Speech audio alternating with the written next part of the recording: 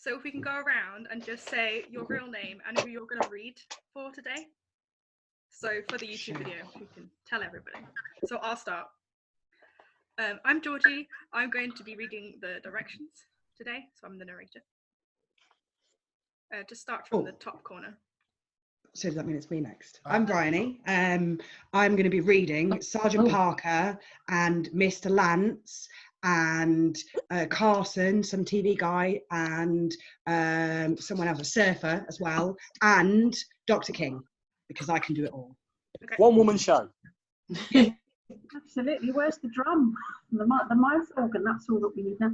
I'm Liz Wilson, and I'm reading the TV newscaster and the teacher. So I'm all done and dusted by about page 37. It's just after that. Open the wine. I could do that. I could be the wine waiter. That's my job. Nice. That's a good job. Is it me? I think we're all in different orders, so. We are. Everybody's in a different order. Ella, go next. Okay, I'm Ella, and I'm one of the children rope jumpers, and I'm a Wiseguy student, and I'm a minister. And Lucy. Praise Jesus. No wine for you. Oh, you want to bet?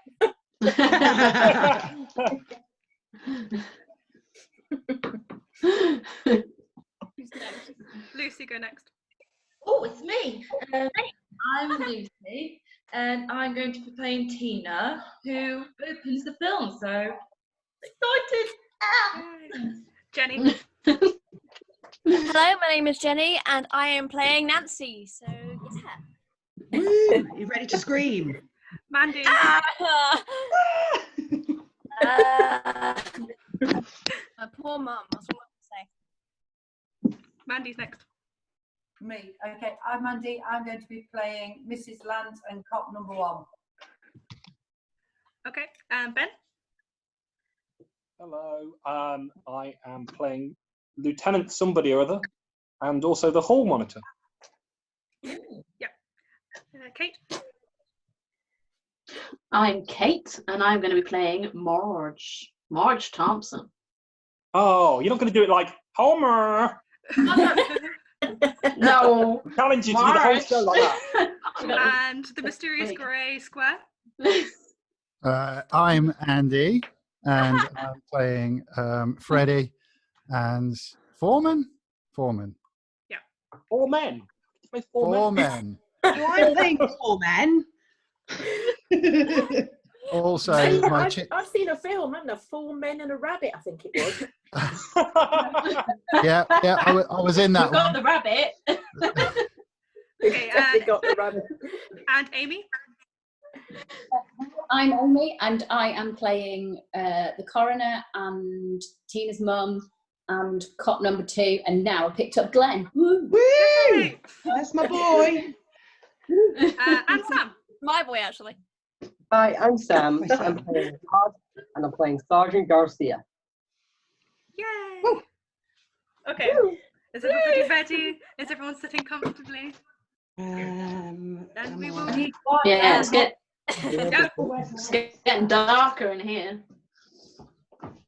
I have only managed to highlight half my script. Oh, you've got the atmosphere in that shed. You have, haven't you, I have. No. Right. It's going to get darker. I'm going to be in spotlight in a minute. Okay.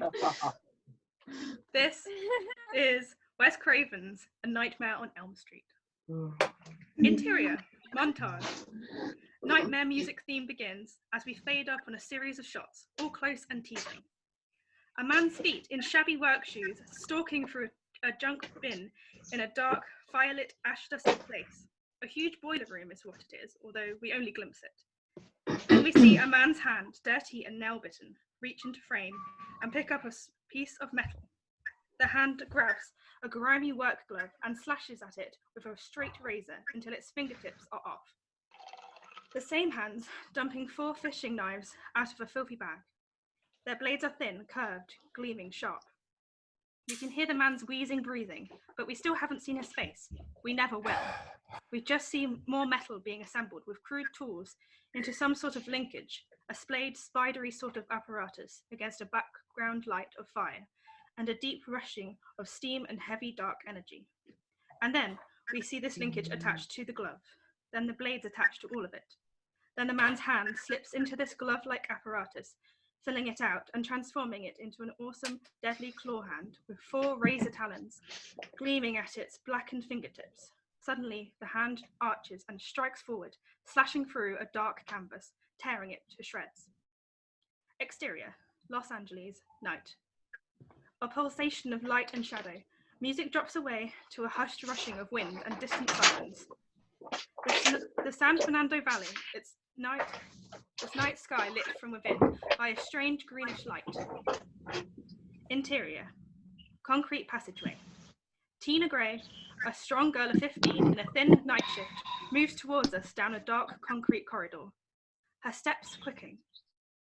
Distant, insane laughter, slamming iron doors, a bleating animal cry. A lamb, white and blank-faced, skitters across her path and on into the dark. No reason why it's there.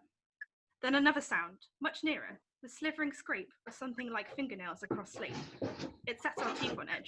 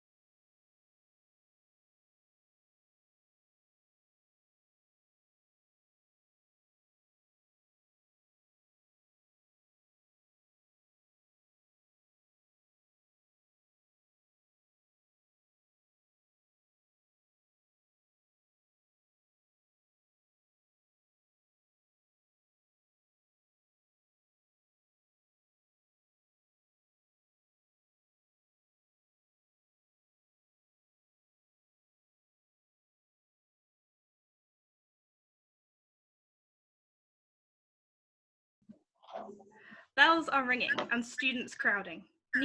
Tina and Nancy are drawn into the crush. Exterior, Valley Street, night.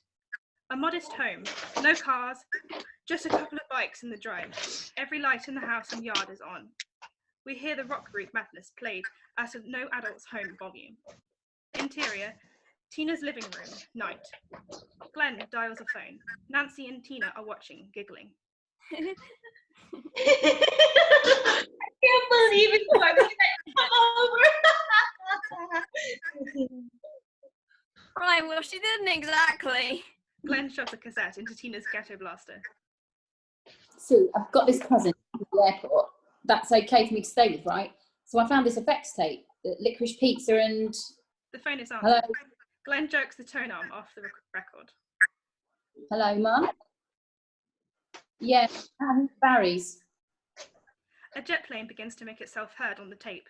Glen moves the machine closer to the phone. It's a big plane. Sounds like a 747 coming in for a landing. Huh? Yeah, noisy as usual. Glad you don't live here, huh? Yeah, Aunt Eunice says hello. The jet is screaming in now, full flaps and howling like a monstrous banshee. Nancy and Tina dissolve into muffled giggles. Right, I'll call you in the morning, right? Huh? Yeah, sure. Suddenly, the tape goes silent. Glen blanches. Next moment, another engine is heard, but this one is a Ford Lotus screaming by at 150 miles per hour. Some kids drag racing outside, I think. The sound effect changes abruptly to a speeding sedan, and the ages-old screech of brakes, last-second scream, and horrible collision. Nancy gamely tries to find the right button to turn it off, but misses. There's a loud shriek of fast-forward mayhem. Glen improvises desperately. Listen, Mum, I've got to go. I think there's been an accident out front. Nancy jumps back from the cassette player. World War II bursts out at top volume. Machine guns, hand grenades, diving bearcats, and shouts of charging Huns. Glen makes a last-ditch dive and finds a cassette out of the machine. Blessed silence at last. Right, I'll call the police. No, just some neighbours having a fight, I guess. I'm fine. Call you in the morning. He hangs up and sags back. Work like a charm. Jesus. Tina shoves another cassette in, and Michael Jackson's Thriller blasts from a stereo. The kids relax. Through the window, the wind is moving the bare tree branches outside. Back to the comfortably threadbare room, uneasy. We see Nancy poking at a flame in the hearth as Tina draws the drapes.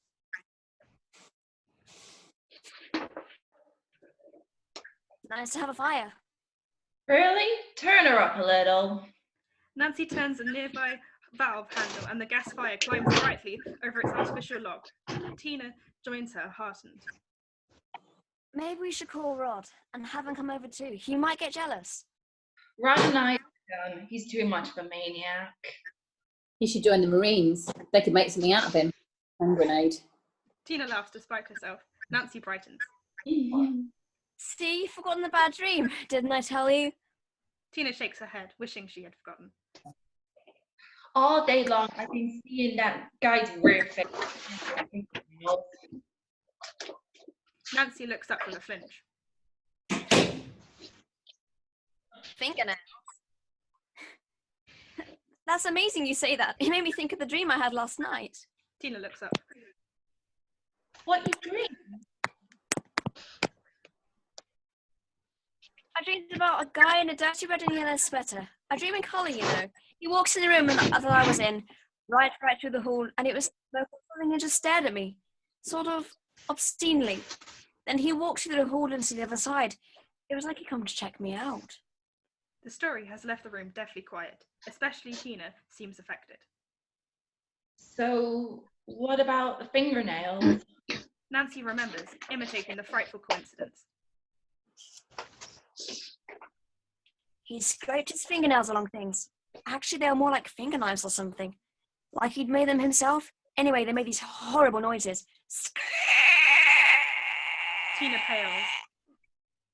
Nancy, you've dreamed about the same creep I did. The girls stare at each other. That's impossible. They look at him. He looks away as if suddenly listening. What? Nothing. There's somebody out there, isn't there? I didn't hear anything. There's an unmistakable sound, a distinct scraping against a house just outside the window. Something multiple, thin and sharp, something like metal fingernails. Nancy's mouth opens a fraction of an inch. Exterior, front of house, night. A bolt on the front door unlocks, a key turns, a chain is removed. At last, the door swings open and Glen swaggers out. I'm going to punch out your ugly lights, whoever you are. No answer, but a slight rustle in the bushes. Glen does a 180 and walks right back inside. The girls prod him right back out, giddy with giggling fear.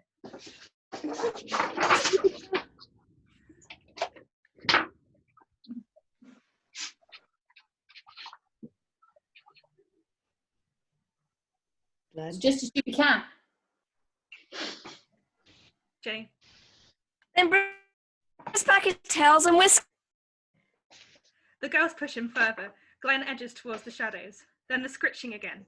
Glen stops. Tina edges back into the house. Anyway, I don't have a cat. Turned from the girls, Glen sobers, listening. Silent houses, motionless trees on empty lawns. Kitty, kitty! Ciao, ciao, ciao! Not a living or dead soul. Glen turns back to the girls with a shrug. Instantly, a large figure pounces and throws him to the ground with a shout. The girls scream in panic and run for the house. Rod leaps up and shouts like a sportscaster.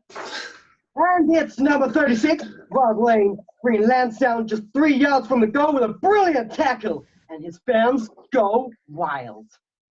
Rod dances into the light, flashing a wild gypsy's grin at Tina. The girls relieved and frightened at the same time. What the hell are you doing here? No big deal. Yeah, Mom home? Of course. Rod takes the spindly handrake he's found and scrapes the house wall. It makes a terrible scritching sound. He grins and tosses it aside. Intense, huh? So, what's happening? An orgy or something? Maybe a funeral, you dickhead. Rod wheels, a knife suddenly in his hand, as if ready to take Glen's throat out. Nancy breaks between. Just a sleepover date, Rod. Just Tina and me. Glen was just leaving. Rod eyes Glen, laughs, and flips the knife closed and away, putting his arm around Tina's shoulder and laughing as if it's all a great joke. See his face. Your mom, ain't she? Me and Peter got stuff to discuss. He pulls Tina inside without further ceremony. Rod. But Rod's already got himself and Tina halfway through the living room, heading into the darker part of the house. We got her mother's bed. You two got the rest. Back to Nancy and Glen. We should get her out of here. Tina darts to the front door, her blouse half out. Hey, you guys hanging around, right?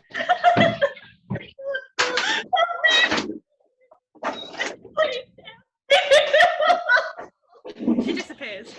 Glen looks at Nancy, too innocent. So we'll guard her tonight through the night. In each other's arms, like we always said. Glen, not now. I mean, we're here for now, not for ourselves.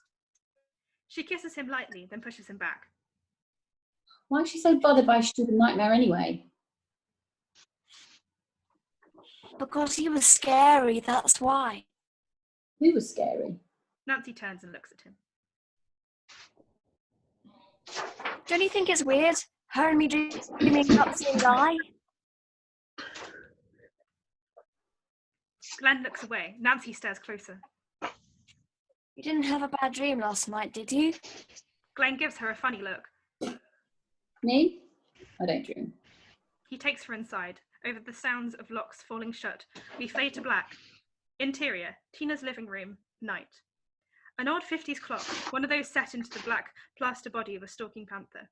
It's just past 2 a.m. The cold hearth and darkened living room. Glen is on the couch, cocooned in sheets. He's listening miserably to the sounds of lovemaking coming from the next room. Tina peeps, Rod howls, then silence. Morality sucks. Interior, Tina's mother's bedroom, night. This is a slightly larger room than Tina's. Adult, female, spare in its appointments. The street light throws the narrow bed into broken shadow and light. Tina and Rod lie in each other's arms in the middle of the big bed, satiated.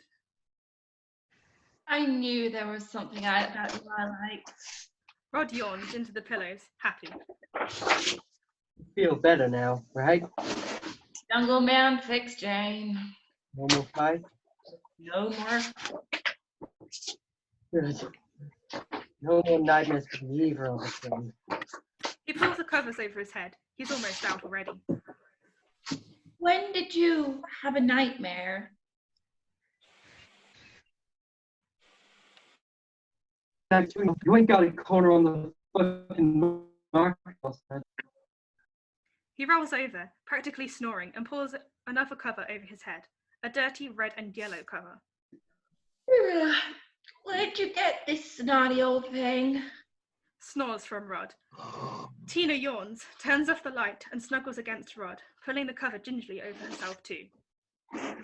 Interior, Tina's bedroom, night. Nancy, alone in Tina's bed, staring at the slanting ceiling above the bed, thinking. We can just hear her heart beating. She sighs and turns on her side.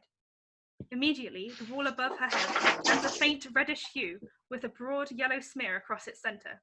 All unseen by Nancy, the wall begins to pulse in exact time with her heart's beat. Nancy closes her eyes.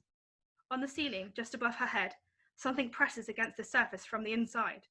The plaster bulges out as if suddenly elastic, taking the shape of the thing pressing from inside, taking the shape of a man's face. The face opens its mouth. The knives rake through the surface. Plaster dust snows down on Nancy. She jerks awake, sitting bolt upright. The face retracts suddenly. The wall is normal. Nancy looks up to the ceiling, touching her hair and feeling the plaster dust. In the ceiling, there are 3 parallel cuts in the plaster there, about 8 inches long, as if cut by sharp knives. Nothing else. Nancy draws the covers around her and shivers, eyes wide open. Exterior, Tina's house, night. Not a car or person in sight. A stricken breeze dies in the trees. The window of the room where Tina sleeps, the air is still as death. A moment later, a pebble bounces off the plane. The nightmare theme appears in the lower registers and holds its breath. Another pebble strikes with a sharper rap. Interior, Tina's mother's bedroom, night. Tina's eyes open. Another pebble clatters off the glass. Tina raises slowly. Rod? Snores from Rod. Tina sits up. The wind moves again. The trees brush the window with their shadows. Then another pebble. Rap. Tina slips to the window. Exterior, Tina's backyard. She looks out on an old yard with a patch of banana trees rattling in the Santa Ana winds. It seems deserted, though the welling dark won't let her be sure. Then another pebble. Pap. Tina jumps back, startled. She hadn't seen that one coming. But she's drawn back to the glass out of curiosity, straining to see in the dark. It's as if the stones are materializing out of thin air. Interior, Tina's mother's room. Whap! This time a heavier stone, and a thin crack bristles across the glass. Who the fuck you think you are, whoever you are? Exterior, Tina's backyard. The rear of the house. A light comes on. Tina appears in the doorway. Somebody there? She can see through the backyard into a yawning gate and the back alley. No one there, but a word is spoken, as if by wind. Tina straightens, unable to swallow. There's a ragged, obscene giggle, deep in the throat, phlegmy. Who the hell is that? Tina charges across the yard and through the gate, the music chasing after. Exterior, a service alley. She breaks in the middle of the alley and whirls around, listening, shivering in the same thin, slashed nightgown. A sharp crank of metal, and 50 feet down the alley, the lid of an ash can rolls from the dark like a huge tin coin and spirals noisily down. Despite herself, Tina comes over and touches it. She comes up with long worms on her fingers. Next moment, the exact same shambling man from her nightmare staggers into view 50 feet behind her. Tina falls back, into the shadows, shaking the worms off her fingers in repulsion. The man turns and starts directly for her, something shining on his right hand as he spreads his arms wide. He starts scraping the steel fingernails along a cinder block wall. Orange sparks spurt out. His arms elongate until they reach from one side of the alley to the other, and Tina is cut off from her home. The scraping of the blades gets louder and closer. She begins to shake uncontrollably. Oh shit, please God. This is God. He holds up his steel-tipped hand like a surgical steel spider. Tina runs for her life. A terrifying, all-out foot race between the girl and her pursuer. The man is fast. The distance between them closes with each heartbeat. Tina overturns ash cans, claws her way through a rotten black fence, hammers against a window. Ashen faces appear, recoil, pull curtains closed, and disappear in fright. Exterior, Tina's street, night. Tina's out onto front lawns, screaming for help. No help comes. In fact, the only response is for all the porch lights on the block to be turned off. The man roars out from behind a tree too narrow to have hidden him. Fully upon the girl. Tina runs in panic, at last making her own home, only to be trapped against its locked front door. She hammers against its thick wood. Nancy, open the door, Nancy! The man slows. She has Tina now and knows it. She's still awake. Nancy can't hear you. Tina turns and looks full at the approaching man. Smudged by deep shadow, he's big and hideous. He wears the same dirty yellow sweater from the first nightmare, from the wall hanging and blankets too, and has the same sagging hat and leering grin over his misshapen face. And on his fingers are the steel talons. The man takes the blade on the end of his right index finger and lopes off one of the fingers of his left hand, then another. We see the pieces of fingers fall past Tina's face in slow motion. The fingers squirm on the ground, one flopping onto Tina's naked foot. Tina leaps back, sickened, and stamping on them as if they were huge bugs. The man snaps at his arms, and the fingers fly back into place on his hand. He leers at Tina, then suddenly lunges at her, swooping with his cutting hand. Tina's weak sister locks his arm, deflecting the spines, and grabs the man's ugly face with her other hand. But the face slides off to the bone. The man presses in, and Tina contorts in horror as the knives slash across her shoulder, cutting her deeply. Tina staggers backward, groaning, her foot now inexplicably caught in bedclothes. She falls over her bed's comforter, twists away from the man, and, like a child, pulls the cover over her. The skull-faced man crushes down, and there's a fierce grunting, punctuated by his grunts, and the girl's deafening screams, and they both become totally wrapped in the comforter until they're beneath it, fighting for life and death. Rod lurches up in the lightless bedroom, half awakened by the tremendous struggle somewhere, somehow inside the dark bed. Rod grabs groggily, lifting the blanket. We glimpse the dark underside of the blanket, see two shadowy figures flailing and clawing under the bedspread, Tina and the man, or a shape that could be a man, raging against each other. Rod drops the blanket and leaps from the bed, scared, full awake and terrified. Then the horrible Tina's gasps changed to the cries of a terribly wounded victim. Rod instantly jerks back the bedspread. Tina struggles and flails alone on the sheets, the man nowhere in sight. Tina? Suddenly Tina, eyes turned inward to her tormentor, gives an awful jolt. Her arms and legs are spraddled as if by overwhelming force and pinned to the bed. Next instant, her nightgown flies apart and 4 long gashes chase across her torso from no visible instruments. A huge irrigation of blood floods the bed. Terrified, Rod dives for the light, but at the same moment something invisible grabs Tina, wielding her body in the air and bringing it around in a swift blow that knocks Rod crashing into the light, smashing it to bits. Rod struggles around. In the blue flashes of electricity, Rod sees Tina sliding up the bedroom wall in the dark smear, dragged feet first. Rod is paralyzed by terror. Tina mows up the wall, bumping around the corner onto the ceiling.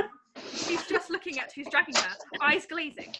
We see the shadowy, horrendously ugly man, dragging her with fierce glee across the ceiling, literally swabbing the ceiling with her bloody body. He carries her across a great distance without seeming to get anywhere, as if the ceiling is an endless plain. Rod is on his hands and knees, the lamp next to him blurting blue sparks and strobing the nightmare room. Rod screaming as Tina's invisible tormentor. What the hell is wrong with Tina? Tina is upside down, clawing at the hanging swab lamp above her mother's dressing table, desperate for some anchor, but she's dragged away from it. The lamp swings back, its wires gushing more sparks. Along the ceiling as Tina rakes a long furrow in the ceiling with her fingernails, but her eyes are glazing, and then they fall closed.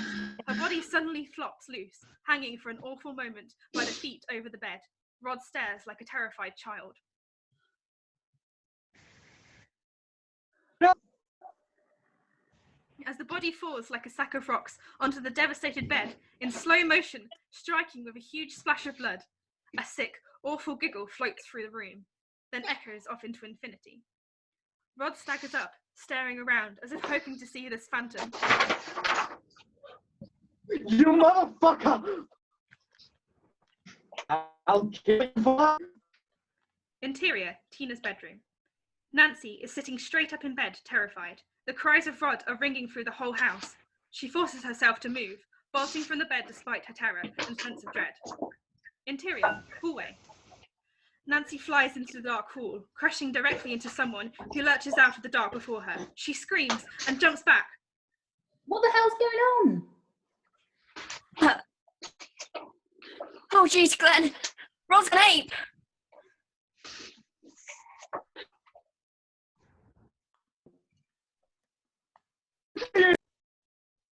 Nancy grabs the door. It's locked. She pounds on it. Bam, bam, bam. Things fall into sudden awful silence on the other side. Glen's voice cracks with fear. Rod, you better not hurt Tina. Rod erupts into terrible hoarse laughter and sobbing, and then they hear breaking glass. Glen barrels into the door like the football player he is. The frame splinters and they're in. Interior, Tina's mother's bed. Just inside the door, Nancy slips and goes down hard. Glen finds her in the dark, more by touch than sight. You okay? Yeah, something's slipping all over here. Tina? No answer. The room is quiet as a tomb, except for a steady dripping from all over. Then Glen finds a light switch. On the click, the devastation is revealed. There's blood everywhere, up the walls, over the clawed ceiling, soaking the killing floor of the bed, and pooling in the dark red puddle, where Nancy has slipped and fallen. Oh, shit. Nancy wobbles up and sees Tina in the centre of the ravaged bed, unmistakably and utterly dead. Nancy presses against the wall, then contorts and chokes. I'm going to call the cops. He bursts from the room. Nancy turns away from the body in repulsion, sticking her head through the shattered window Rod Lane used for his escape, sucking in the cold night air and moaning. Fade to black. Exterior and interior, police station. Night. Red lights and a siren as an unmarked police car speeds up to the curb. Lieutenant Don Thompson, a decent-looking man in his mid-40s, exits and punches a cigarette from his pack. His shaken aide, a uniformed patrolman named Parker, greets him. We follow them from the car straight into the station and eventually to Thompson's office. Lieutenant Thompson, sorry to wake you, but... I'd have canned your ass if you hadn't. What you got? Parker stumbles to open the door for Thompson as the man bowls into the station at a furious pace. Her name was Tina Gray. It was her home. Father abandoned 10 years ago. Mother's in Vegas with a boyfriend. We're trying to reach her now. Lieutenant Thompson grimaces as if he knows the story. What's the coroner got to say? Something like a razor was the weapon, but nothing found on the scene. Thompson is already to the desk officer, Sergeant Garcia. The big man shoves him a sheaf of papers.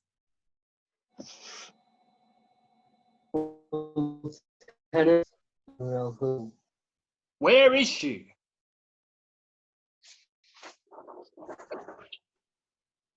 Up her nothing. Parker scurries after. Looks like her boyfriend did it. Rod Lane, musician type. Arrests for brawling, dope. Terrific. What the hell was she doing there? She lived there. I don't mean her. Interior, interrogation room. Thompson enters his office and confronts Nancy and her mother, Marge Thompson. I mean you. What the hell was she doing there? Marge Thompson is in her mid-30s, a good-looking woman despite the hour and circumstances. Hello to you too, Donald. Thompson stops, the steam suddenly out of him.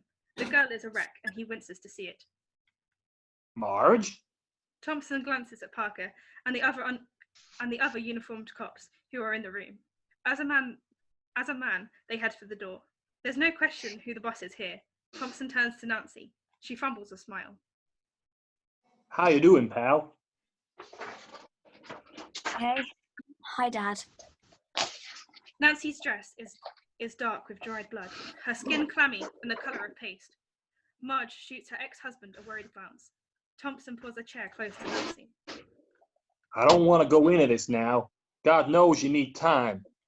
But I'm sure you'd like to know what the hell you were doing, shacked up with 3 other kids in the middle of the night, especially a delinquent lunatic like Lane. Nancy weeps.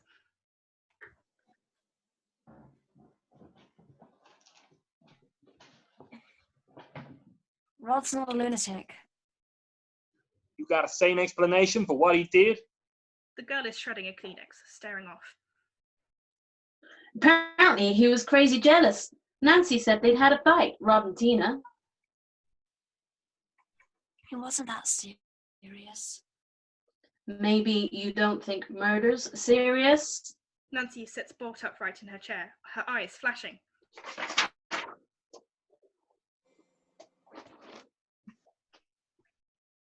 She's my best friend. Don't you dare say that. I don't take her death seriously. I mean, their fights, they weren't that serious. The girl holds the woman's eyes a moment, then looks away. She dreamed this would happen.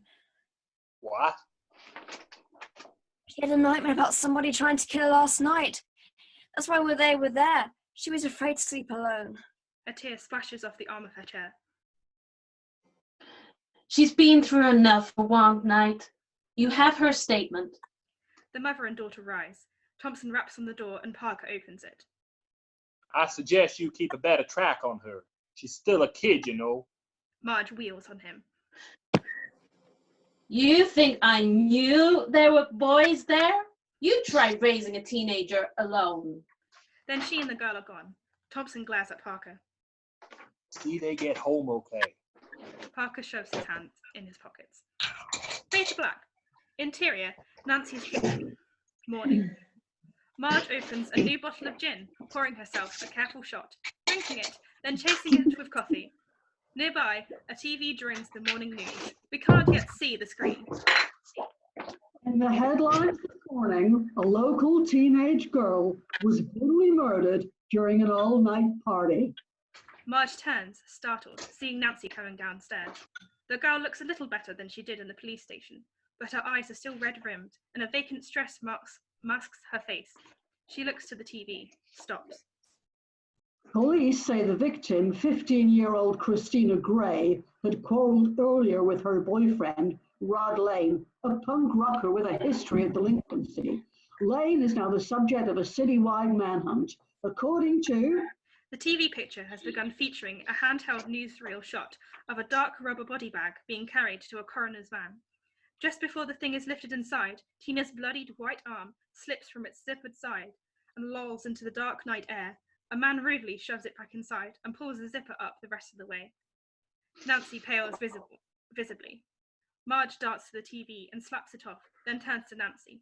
She looks at the girl a moment, then goes to her and hugs her. Where do you think you're going?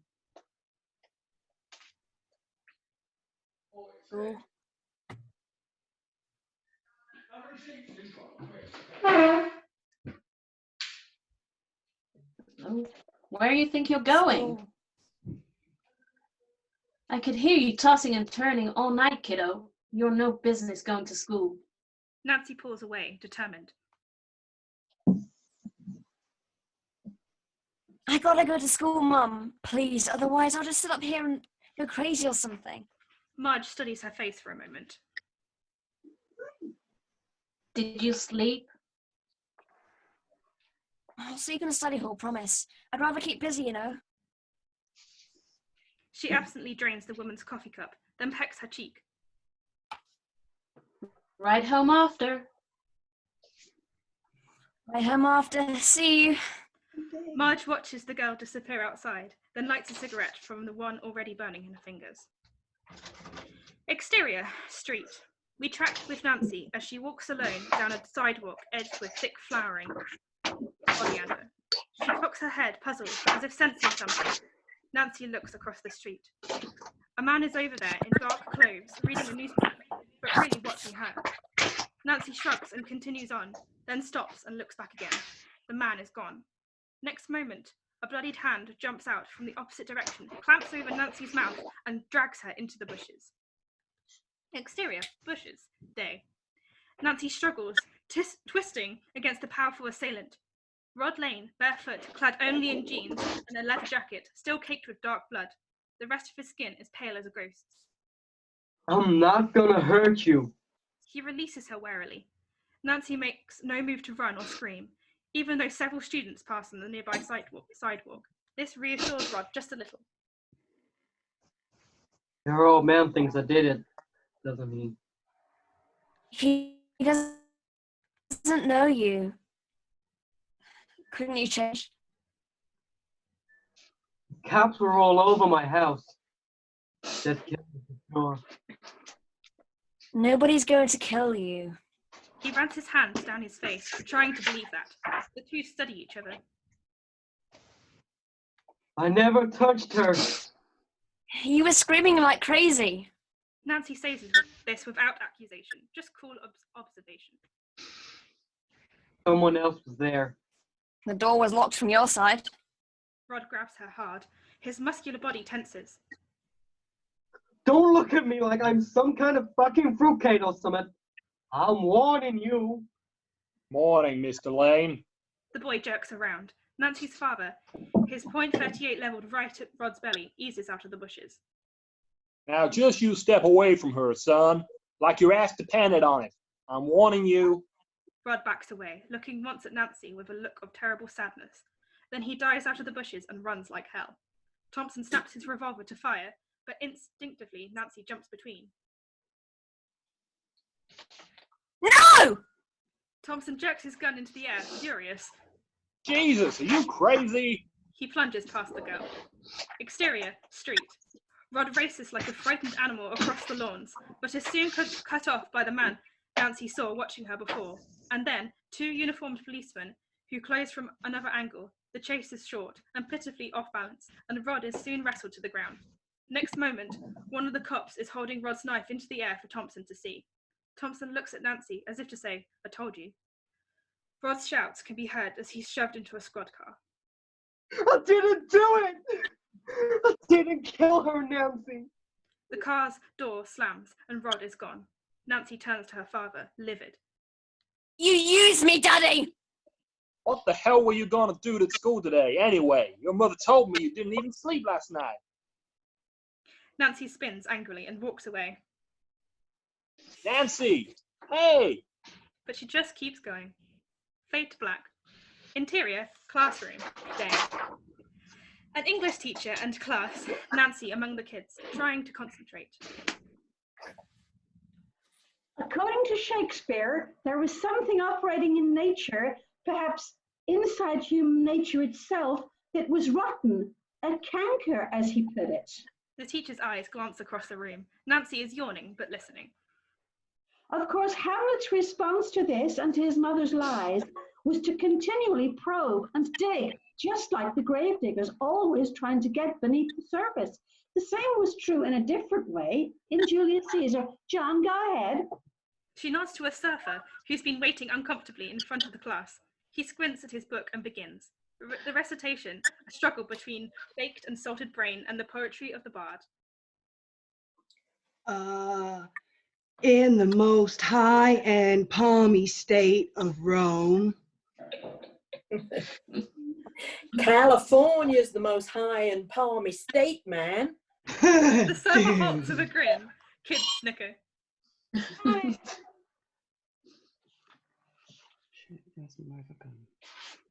Kids snicker. Sorry, I've lost it. Teacher. Lost it. Can it? She glares them back into silence. The surfer starts over. Nancy's nodding off now, barely able to keep her eyes open in the warm, close boredom of the classroom. In the most high and palmy state of Rome, a little ere the mightiest Julius fell. The graves. Nancy's head pitches forward. She jerks it back up, barely awake. The graves stood tenantless, and the sheeted dead did squeak and gibber in the Roman street. Nancy's head has sunk again, eyelids drawn as if by enormous weight. By the time her cheeks against the desk, the surfer's voice is echoed and distant. But another voice, Tina's, is very near, very much present. A sad, thin plaint. Nancy! Nancy gives a start. Her eyes lock onto something. We look straight out through the open doorway of the classroom into the hall.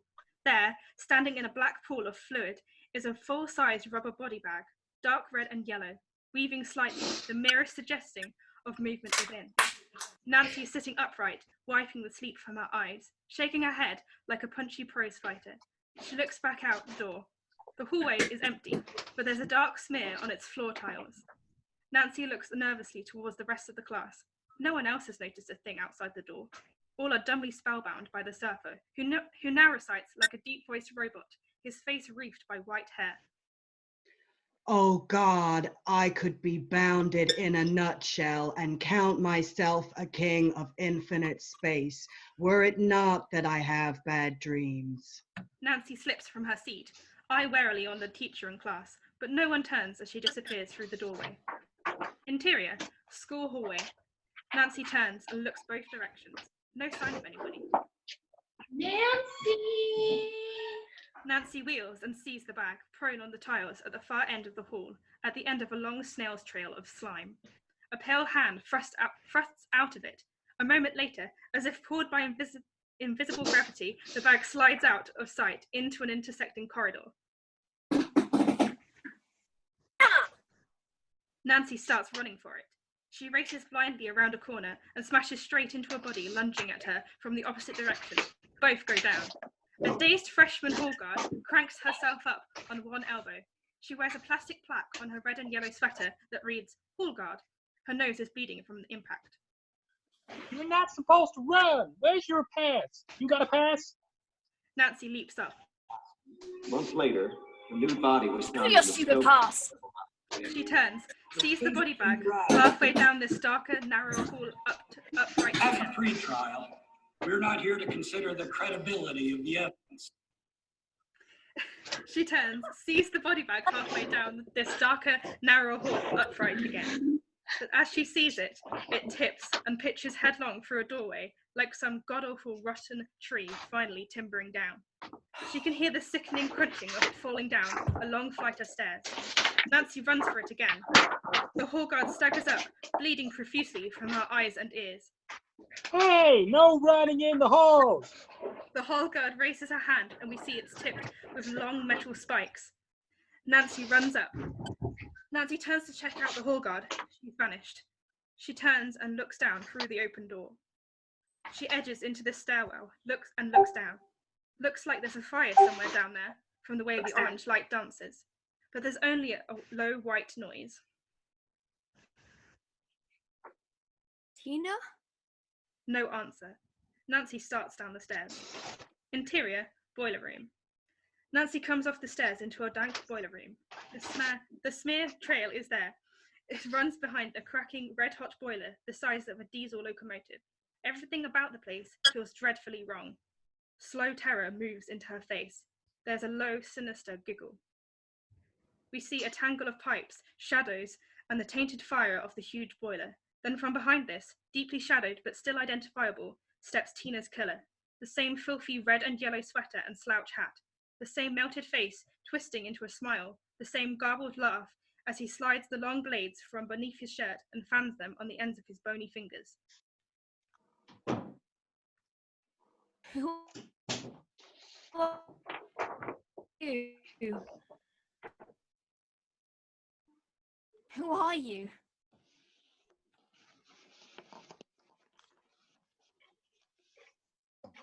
Gonna get you. The leering man brings the bloodied scalpel fingernails across his own chest, splitting a nipple.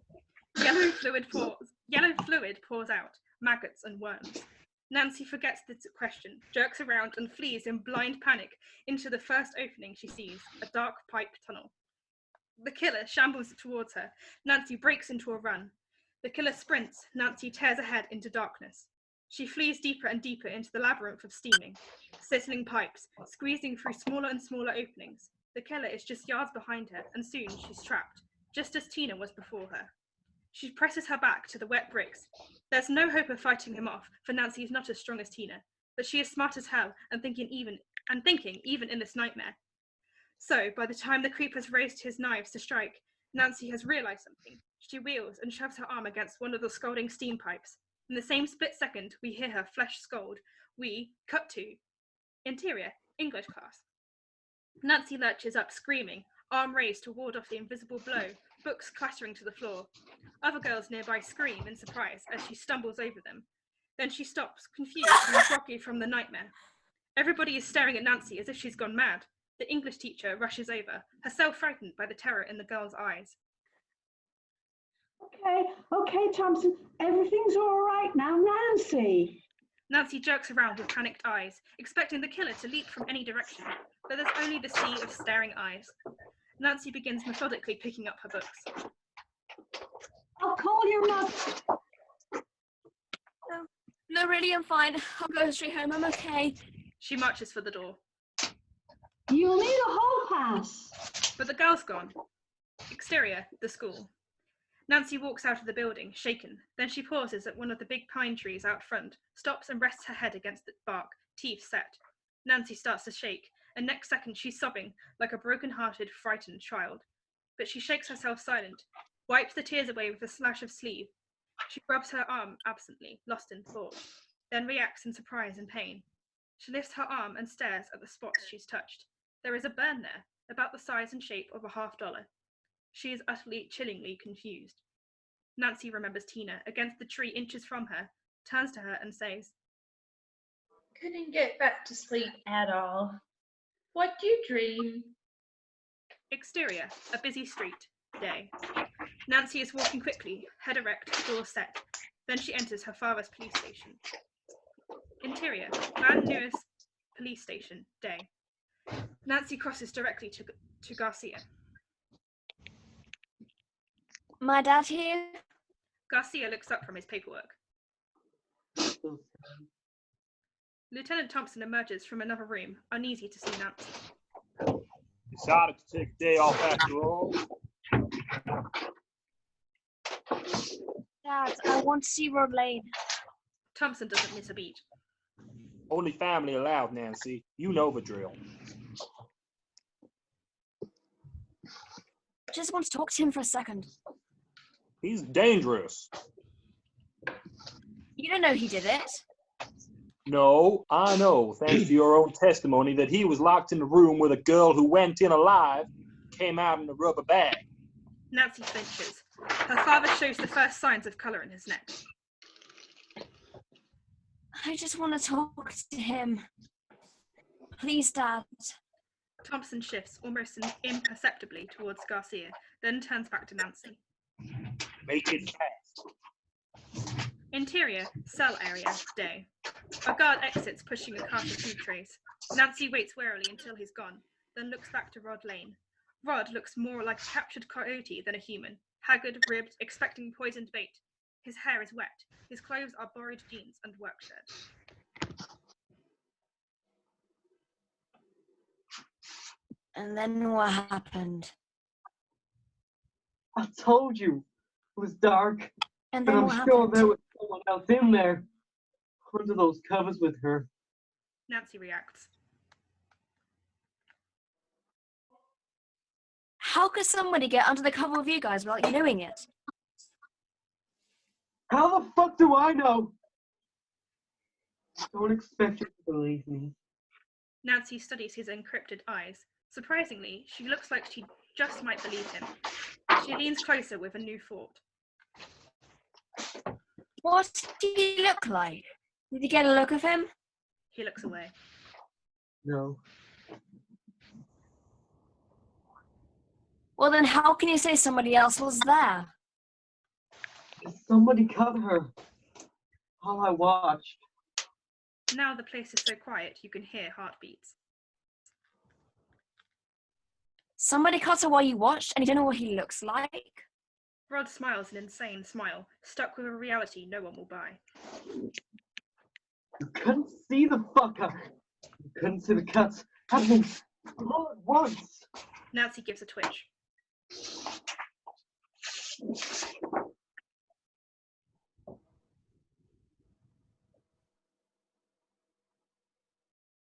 Nancy gives a twitch. What do you mean all at once? I mean, it's as if there was four reasons cutting her all at the same time. For invisible reasons. It just opened up. By now, he's picking at a clot of dark blood on his jacket, as if it was a scab on his own body. Then he catches Nancy watching and turns away to the back of the cell. He smashes his fist into the wall, bone-crushing blows that scare the wits out of Nancy.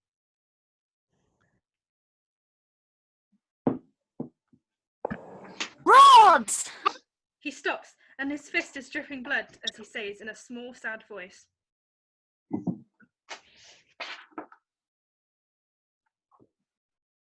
Probably could have saved her if I'd moved sooner, but it was just another nightmare. Like the one I had the night before. There was a guy who had knives for fingers. Nancy isn't able to swallow the gorge rising in her throat. Rod turns to her, and to his surprise, she's ashen. Do you think I did it?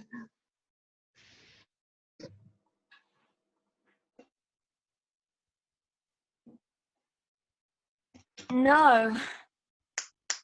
Exterior, Elm Street, Nancy's home. A spooky wind sets a dog barking down the block. A car goes by, then this pleasant residential street falls into silence. Nancy's well-tended two-story home. Interior, Nancy's kitchen. The house is in shadow. Alone, Marge scrapes the last of the evening's dishes and slips them into the dishwasher. Neither she nor her daughter has touched the food, but Marge is well into a bottle of her gin. Her appetite for that is growing, right along with her dread. She turns and looks up the stairs, calling. Nancy, don't fall asleep in there. I won't. Get into bed. Interior, upstairs bathroom. Night.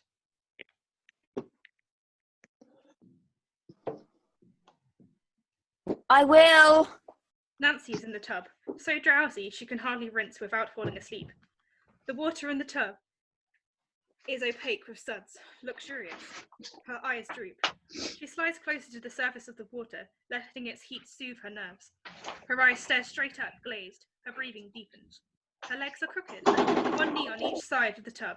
There's a ripple in the water between them. Then something tiny and shiny breaks the surface between them. It pops up with a slivering sound and catches a sliver of light. Then it begins to rise. Higher and higher it rises, soon accompanied by another, then two more shining, gleaming blades, and then the full glove and dark, hairy hand, and then the wrist and arm, straight up, light, an evil sapling between the girl's knees. The knives blossoming into a bright flower of razor-sharp steel in the air, moving over the girl's belly. The hand rears back, the claws arch to strike. Nancy? Marge raps on the door. The instant she does, Nancy jerks up, opening her eyes groggily. The dark, wet arm, hand, and knives are gone. What? You're not falling asleep, are you? You could drown, you know. Mother, for Pete's sake. It happens all the time. I've got some warm milk for you already. Why don't you jump into bed? I'm going to turn on your electric blanket too. Come on now.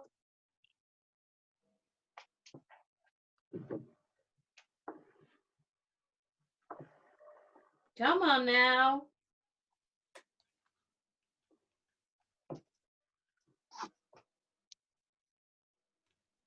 Warm And milk. she's gone Gross. into another room.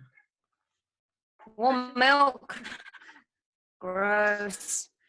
She slides down to water level again and sings softly, thoughtfully to herself.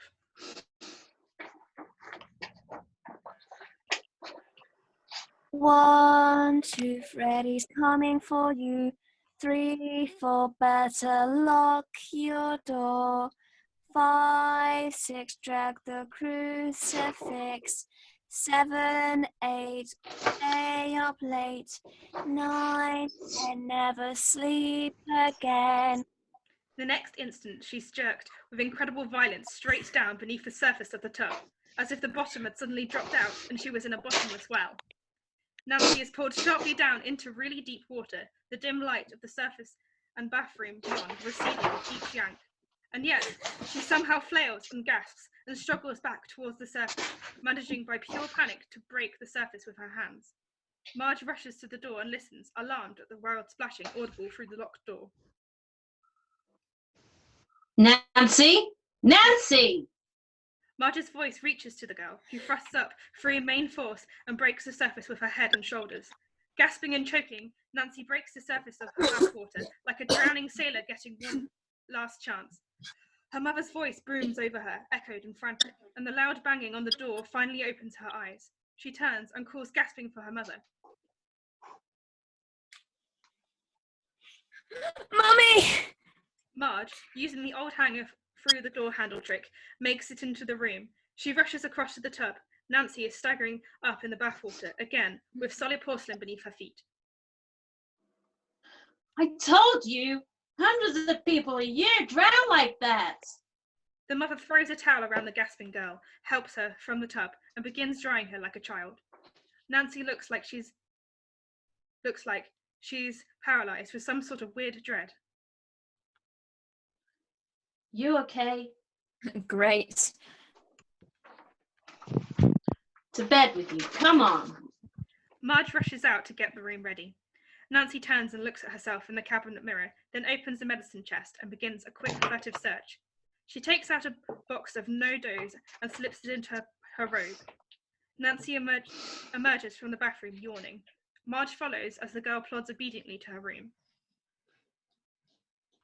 No television, forget the homework, no phone calls. No, mother. Yes, mother. No, mother. Interior, Nancy's room. And no school tomorrow either. You take a little vacation, relax, and rest for a change. Yes, mother. Good night. Marge offers a smile, a little yellow pill. Take this. It'll help you sleep.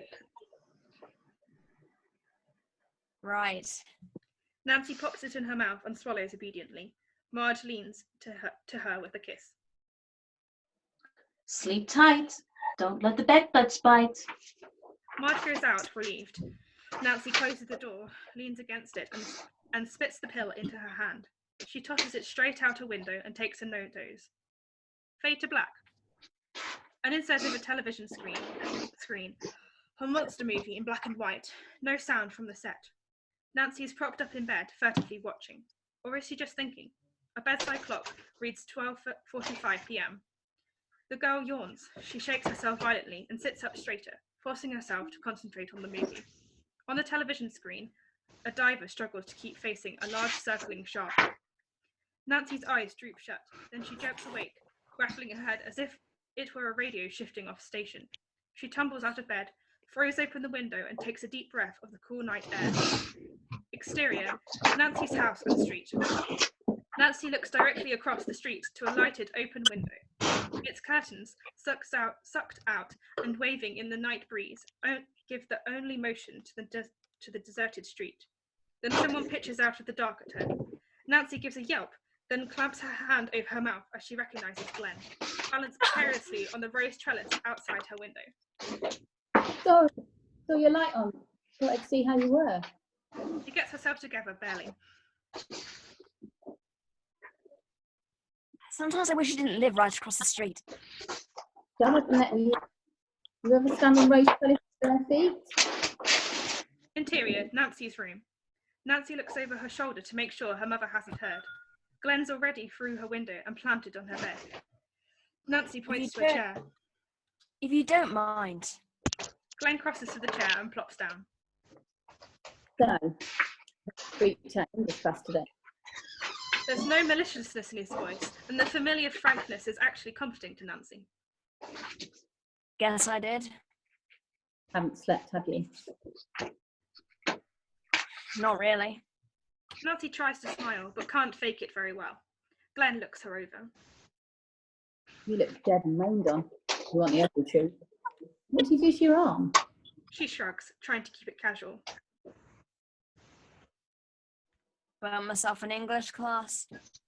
She hazards a look in the mirror and her jaw drops. Oh my god, I look 20 years old. Have you had any weird dreams last night? Look like a rock. At least I haven't had to bounce this off. You believe it's possible to dream about what's going to happen? No. You believe in the boogeyman? 1, 2, Freddy's coming for you? No. Rod killed Tina. He's a fruitcake and you know it. You believe in anything? I believe in you, me, and rock and roll. And I'm not too sure about you, lady. Nancy thinks. Listen, I've got a crazy favour to ask. It's nothing too hard or anything. I'm just going to look for someone, and I want you to be a sort of guard. Okay? Glen makes the Twilight Zone sound. Okay? Okay, I think. She comes very close to him. You won't screw up, right? I mean, the whole lot might depend on it. The way she's looking at him gives him the creeps. Okay, I won't screw it up. Nancy takes a deep breath, then without another word turns off the TV and the light. Jesus, it's dark in here. Shh. Now listen, here's what we're gonna do. Exterior, Elm Street, night. Nancy, still in her pajamas, walks through the shadowy streets near her home, listening for the slightest sound, but nothing, not even the dog barking earlier, is there now. Nancy peers into the darkness of lawns and trees behind her.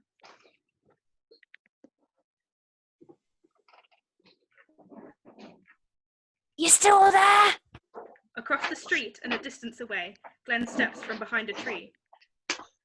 Yeah, so? Just checking. Keep out of sight.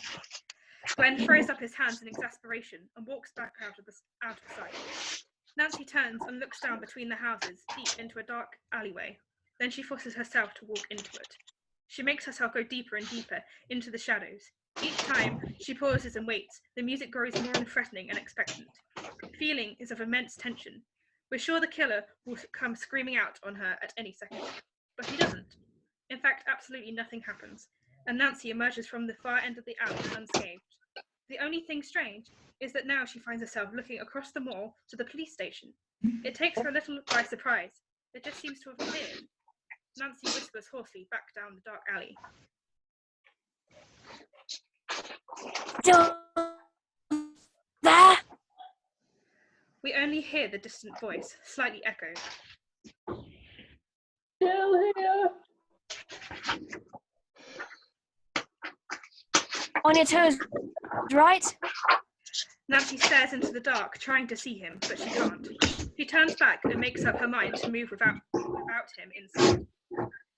Nancy moves across the lawns to the police station, creeping to the first lighted window she sees. It's a low, barred basement window. Nancy reacts as soon as she looks through it. Interior, Rod's cell, night. Rod is on his rough cot, twitching in disturbed sleep, and a long shadow is sliding across the wall. A big shape appears in the shadowed corridor outside the boy's cell, and as it walks closer, Nancy can barely see it. The shambling, grimly scarred man, with a filthy red and yellow sweater and strange slouch hat pulled across his brow. The killer from all of their nightmares. And this giant shadow of a man passes through the bars of the cell, like so much evil jello. Halfway through, he pauses, turning to check over his shoulder. We see the bars clearly penetrating his body, going in his head, passing out his ankles. Then he turns back to Rod and moves forward, and within another heartbeat is beside the boy. Exterior, police station. Nancy draws back sharply, swallowing in terror. She looks behind her for help.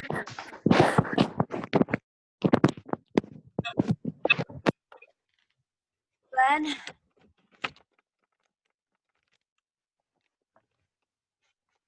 No answer.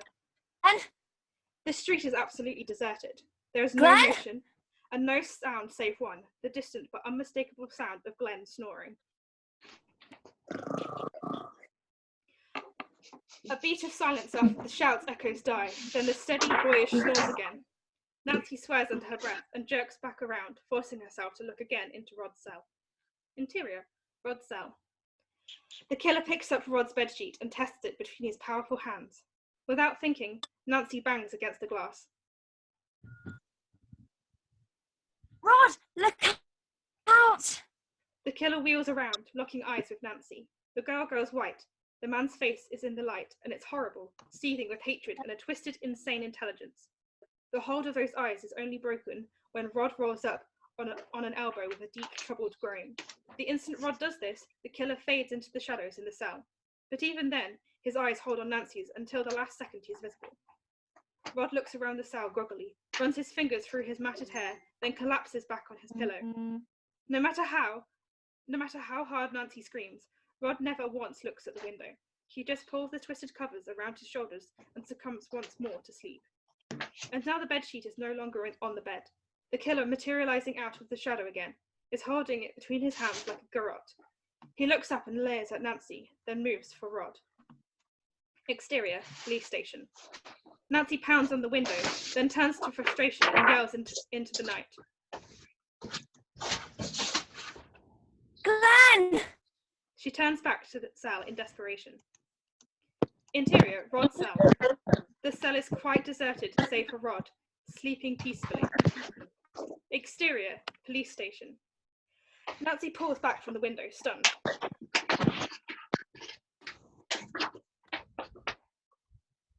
I swear.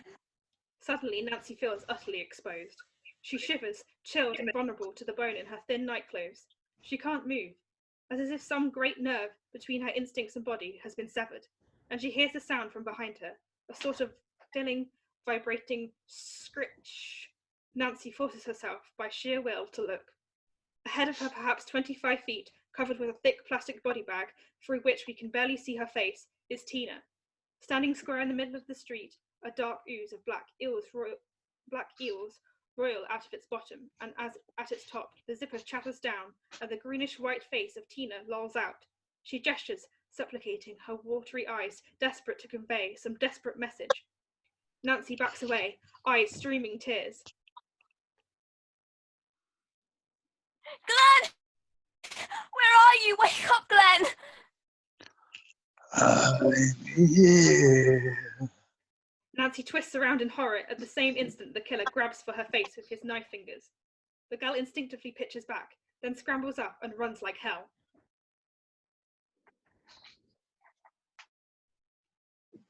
Glen! Glen! Exterior, Elm Street, night. Nancy runs blind. She crashes through a sawhorse into a new sidewalk, sinking into the wet cement over her ankles. The stuff sticks to her legs in long, gluey globs, and she can barely pull her feet loose. The killer looms nearby, mocking her, his scalpel claws gleaming in the streetlight.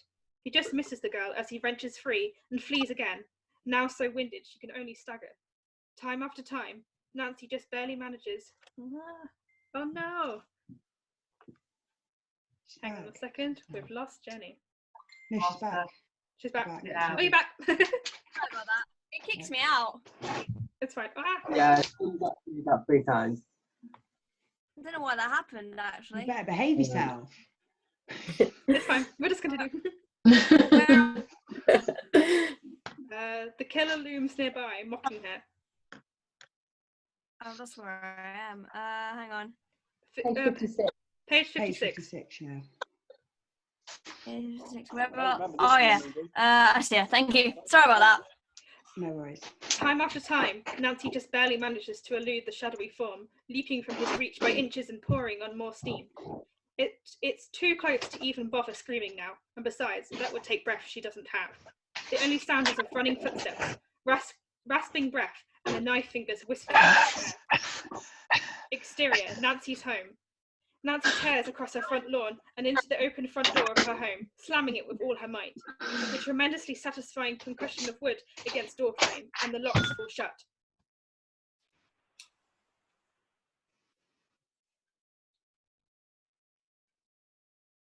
Glen!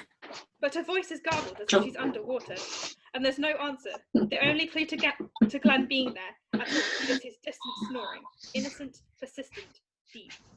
Nancy stops, breath in shreds, face smeared with dirt and tears.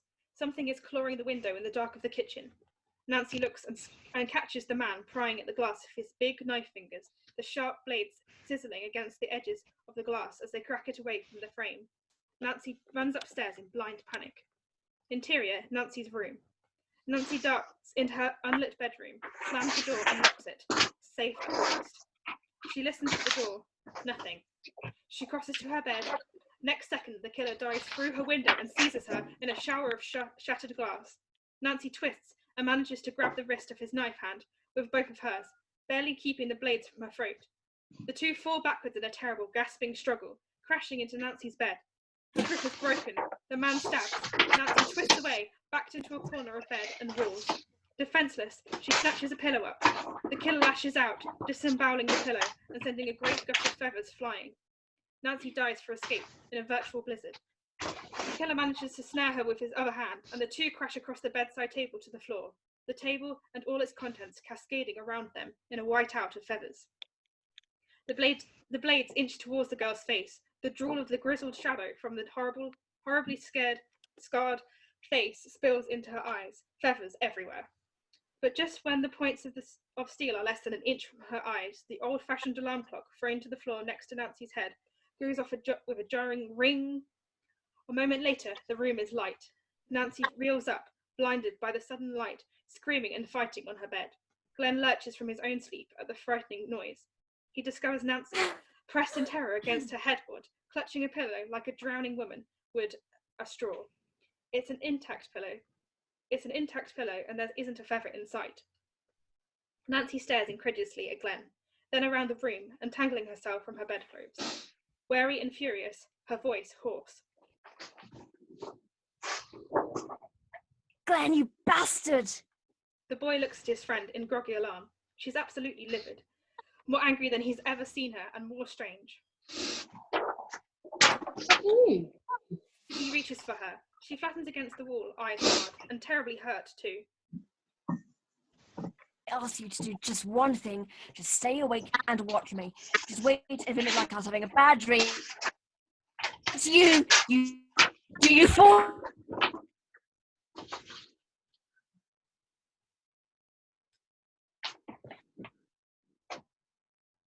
She stops herself, wiping a bit of spittle off her lip, alarmed at how out of control she's become, and suddenly she breaks, sinking into her torn bedclothes and rubbing her head. I must be going nuts. Nancy?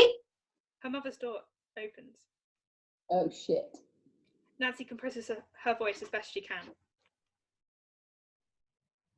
Yes, Mother? Marge's flip-flops approach outside the door. Glen barrels out the window. Nancy dives for the bed, jams off the light, and disappears under the covers. Marge, blurry-eyed herself, opens the door and flicks on the light. You okay? Yeah, just had a little dream of falling right back to sleep. Okay. You need anything, just call. Okay. Marge closes the door. Nancy immediately sits up and looks at the window. A single bone-white feather floats down in the moonlight. Then it's sucked outside and it's gone. Exterior, police station, night. Glen's Cadillac convertible careens into the parking lot and screeches to a stop. Glen and Nancy jump out and head for the station.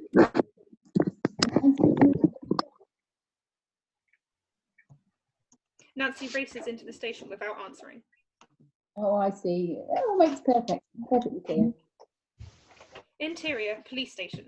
Nancy goes straight to the sergeant's desk. Garcia, I want to see Rod Lane again. Garcia winces. I thought when I took the night shift, I'd have peace and quiet for a change. It's urgent. You gotta see Rod. It's 3 in the morning. Your mother know you're out this late? When we questioned him about the crimes, he declined to have an attorney present. He asked not to have counsel. That's right. Of course. Least go back and look at him. Just see if he's okay. Garcia glances at Glen. We have reason to think there might be something weird going on.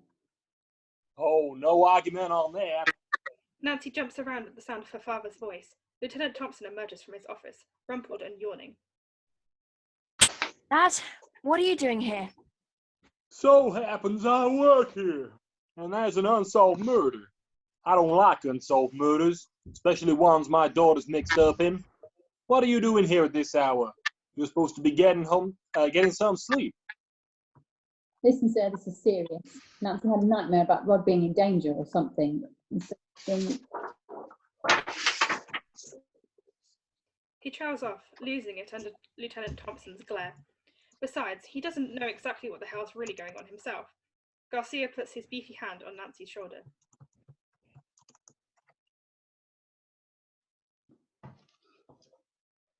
I just want to see if he's okay. Take my word for it, Nancy. The guy's sleeping like a baby. He's not going anywhere. Interior, cell block. Rod is in his cell. He's asleep. All right, but not safely so. His bedsheet has come alive. It twitches, pulsates, then snakes towards his throat. Rod stirs. The sheet falls still. Rod slips into deeper sleep, and the sheet moves again, completing the noose around his neck. Interior, booking room. Nancy makes a move for the cell block.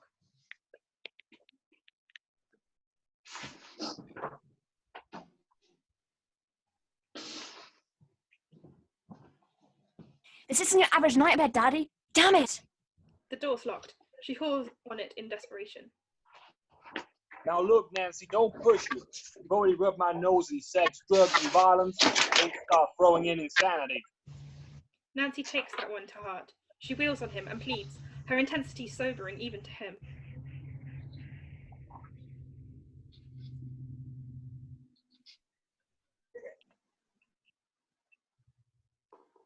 Just go back and check, please.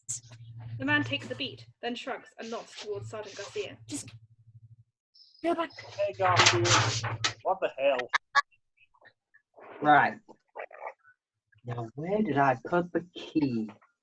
He mumbles back towards his desk. Interior, Rod's cell. With a terrible snap, Rod's sheets jerks tight around his neck. The startled teenager is hauled upright, eyes popping, face purple. He claws at the sheet, but despite his strength, he can't get his fingers between the noose and his windpipe. He's dragged backwards across the cot. Interior, booking room. Garcia finally has the keys. Urged on by Nancy, he fumbles with the lock. Interior, Rod's cell. Rod's being dragged backwards, gasping and struggling in vain against the powerful pull, right across his cell and up the wall too. He clutches blindly at his throat at the far end of the sheet, coils around the bars of the high window. Then there's a powerful wrench of the sheet and Rod's neck snaps. The kid's body sags lifeless. Nancy, Glen, Lieutenant Thompson and Garcia appear in the corridor outside, the girl sprinting ahead. Rod! But it's too late. Nancy sinks back in horror as her father and Garcia rush into the cell. Give me a hand, damn it! Glen, pale as the sheet that's killed Rod, climbs to the bars and unties the knot. Rod slides down over the sergeant's shoulders, limp as a marionette, with its strings slapped. Goddamn loco, kid. You didn't have to do that. Madre Dios. They lay Rod at Nancy's feet, a strange piata. Nancy's father looks at her in spooked suspicion. How did you know he was going to do this? Nancy says nothing. Fade to black. Exterior, Forest Lawn Cemetery. Day. A stark afternoon. On a hill of sere grass overlooking the valley, the casket of Rod Lane is lowered into its grave. A small group of family and friends watches soberly as the minister raises his hand in benediction. Ashes to ashes, dust to dust. May God be with this young man's soul. Marge, Lieutenant Thompson, Tina's mother, and Rod's parents. Just for a second or two, it looks too rapid for an outsider to even notice. These adults exchange looks. Furtive, quick glances that suggest an immense something that they all share, something beyond even this second death among their children. Then they are all staring ahead again, as if the others weren't even there. His life and his death attest to the scripture's warning that he who lives by the sword shall die by the sword. Glen is watching. Nancy stands alone, not believing it for a minute. But let us recall also our Lord's admonition that we judge not, lest we be judged. Let us attempt only to love, and may Rod Lane rest in peace. Amen to that much.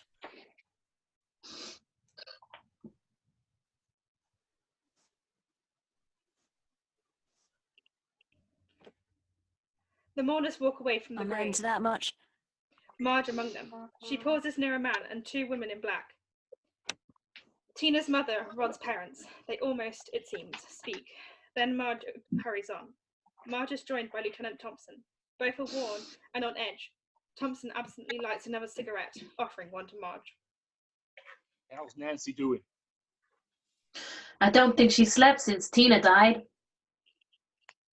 She's always been a delicate kid. Thompson lights a cigarette, attempting some sort of nonchalance. She's tougher than you think. Any idea how she knew Rob was going to kill himself? No. All I know is this reminds me too much of 10 years ago. Thompson blows a plume of smoke against the hard sky and looks away. Yeah, well, let's not start digging up bodies just because we're in a cemetery. He gives her a look that could cut stone. Marge tosses down her cigarette and crosses to Nancy. The girl is simply staring off over the valley. Time to go home, baby. She moves her away from the brink of the hill. Exterior, cemetery parking area. Marge opens the door of the station wagon for Nancy. Nancy turns to them both, speaking in a still, small voice. The killer still no? She has a wild Cassandra aspect that sends a chill right up Marge's spine. You saying somebody else killed Tina? Who? Nancy smiles a weird sort of smile.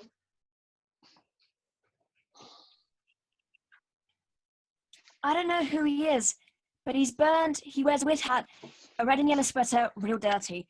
And he's some sort of knives he's got made of some sort of glove, like giant fingernails. As Nancy has described this monster from her dream, unseen by her, the faces of Marge and Lieutenant Thompson have drained completely of colour. I think you should keep Nancy at home for a few days. She's really over the shock. I got something better. I'm gonna get you help, baby, so no one will threaten you anymore. She takes the girl by the arm and guides her into the car, locking the door from outside. Nancy never taking her eyes from her father's as the car bears her away. Fade to black. Exterior, UCLA School of Medicine. Day. UCLA School of Medicine Institute for the Study of Sleep Disorders. Interior, a laboratory sleeping chamber. A nurse applies sensors to the head, breast, arms, and fingers of Nancy Thompson. The girl is lying on a simple broad cot in her pajamas. The room is subdued in colour and holds only this single bed. A large mirror set into one wall hides an observation room beyond.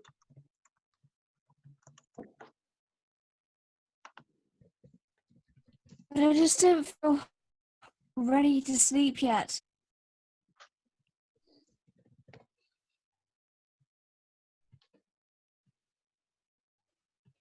Dr. Samuel King, a young, curly-haired internist, intelligent and wry. He treats Nancy at all times like a young adult, never patronising. He winks as the nurse finishes. wishes. Don't you worry. You're gonna change into Bride of Frankenstein. You're not gonna change into Bride of Frankenstein or anything. Nancy manages a smile, but she's haggard and visibly thinner. Marge, background, looks downright distraught. Nancy have any severe childhood illnesses? Scarlet fever, high temperatures, concussions? No, nothing. He means, did you ever drop me on my head? The doctor and girl share a nervous laugh. Marge doesn't even smile. Nightmares are expected after psychological trauma. Don't worry, they go away. I sure as hell hope so. I don't see what. Just give me a pen. Keep me from dreaming. Everyone's got a dream. If you don't dream, you go all set. No. They're just simple tests. Man, we'll both be right here. Look, I know it's been frightening. I know your dreams have seemed real, but it's okay, okay? Please, Nancy, trust us. The girl gouges her mother, the doctor, the situation very carefully, then lowers her eyes.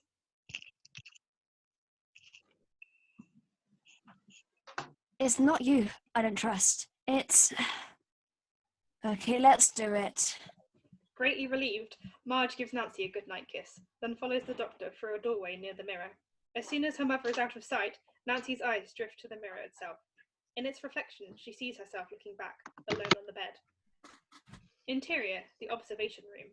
Marge and Dr. King overlook Nancy's sleeping chamber through the one-way mirror, and King monitors the girl even more closely with a bank of instruments, a mass of glowing dials, graphs, and meters.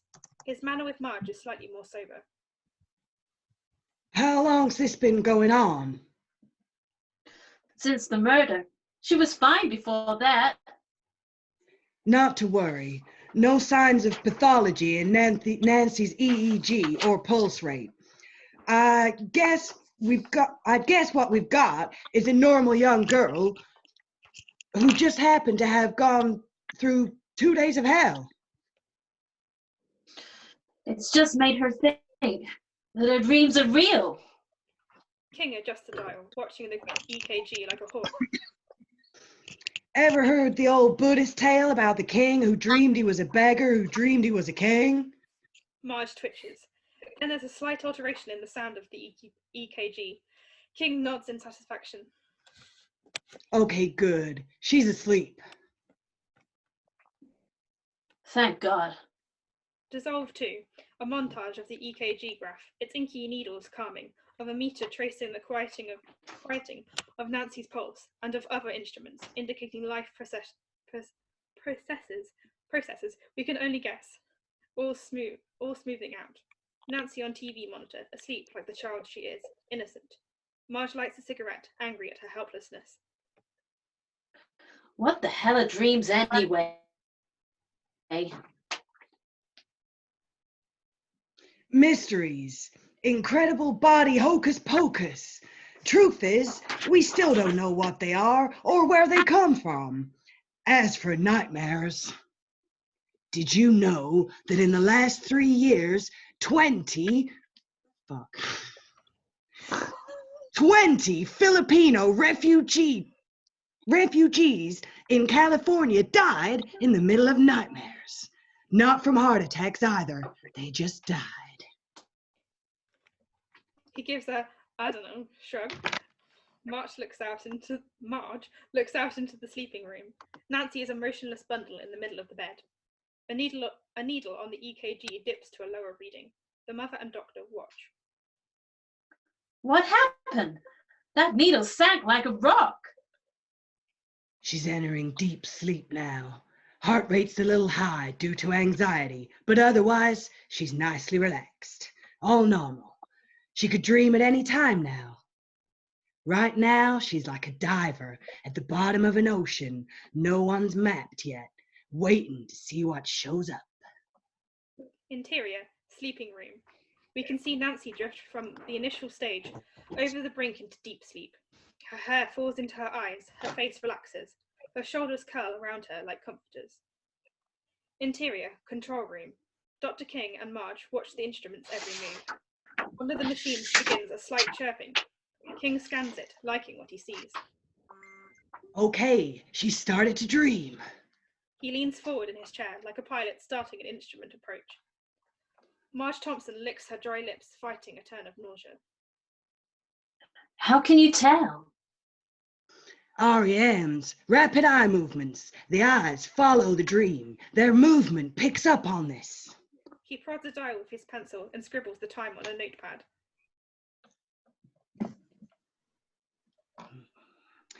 Beta waves are slowing too. She's dreaming all right, a good un too. Marge watches the TV monitor.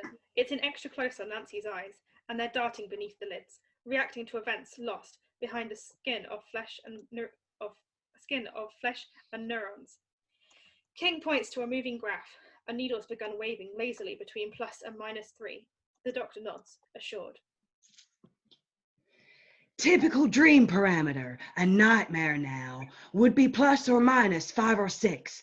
She's just around 3 point... He stops. Outside, visible through the glass, Nancy twists around. Eyes still closed, she's nevertheless holding her head in the attitude of prey, listening to the first faint sound of the predator's approach. Marge looks from her daughter to the doctor, colour draining from her face. What the hell is this? She's awake or asleep? The needle of the graph gives a jagged pitch up, plunges, then surges well above the 8 mark. King stares at the gouge in disbelief, wrapping his finger on its glass. Can't be. Never gets this high. The needle swings even higher behind. Jesus H. Christ! He's cut off by the high-pitched keening of the gal, the sound cutting through the double thickness of the glass like a laser. A warning beeper has begun. The instruments light up like a Christmas tree, and outside in the sleeping room, Nancy is contorting as if shot through with 1,000 volts. King knocks over his chair in his sprint for the door. Interior, sleeping room.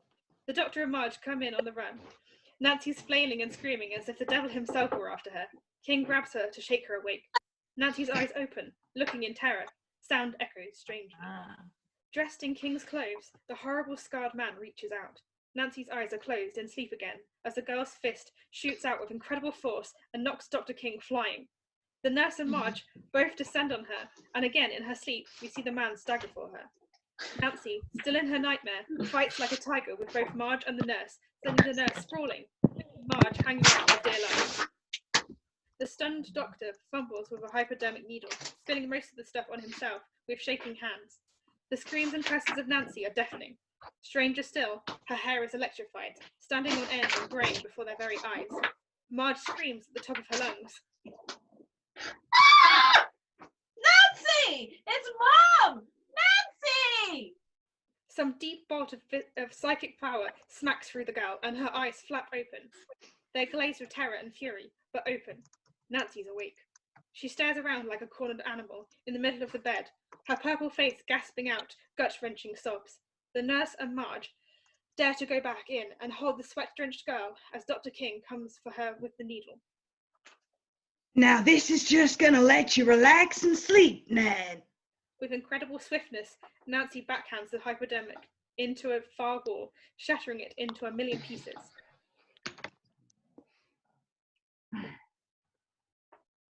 No, that's enough sleep.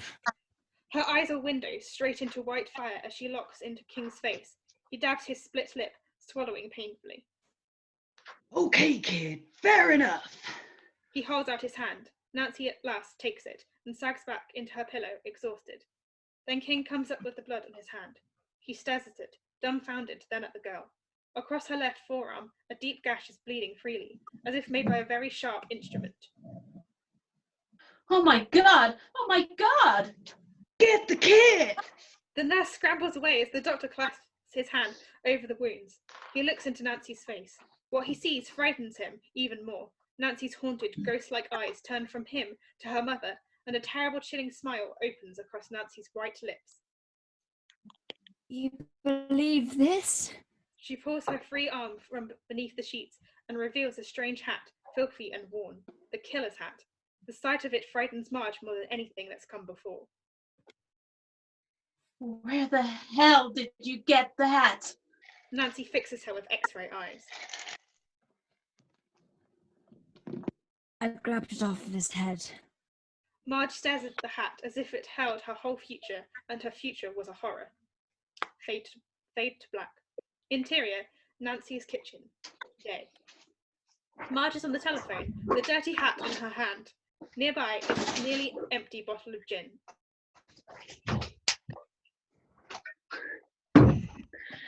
She said she snatched it off his head in a dream. No, I'm not crazy. I've got the damn thing in my hand. I know we all did. We all gotta go. She hangs up and stuffs the hat and bottle into a drawer, screening the action of her body. Nancy enters. By now, the girl has an extraordinary look. Her hair is ashen, her skin translucent, and eyes dark ringed. Her right forearm is heavily bandaged over the slashes. In short, instead of the girl next door, we now could be looking at the lunatic from the next cell. Marge, though she does her best to hide it, is downright frightened of her. You didn't sleep, did you? The doctor says you have to sleep or you'll... Nancy pours herself a cup of black coffee. Go even crazy? Yeah. I don't think you're going crazy. And stop drinking that damn coffee. Did you all study to have that hat examined? I threw that filthy thing away. I don't know what you're trying to prove with it, but... Nancy comes closer, her eyes shining with a new sureness. What I learned at the dream clinic, that's what I'm trying to prove. Rod didn't kill Tina, and he didn't hang himself. It's this guy. He's after us in our dreams.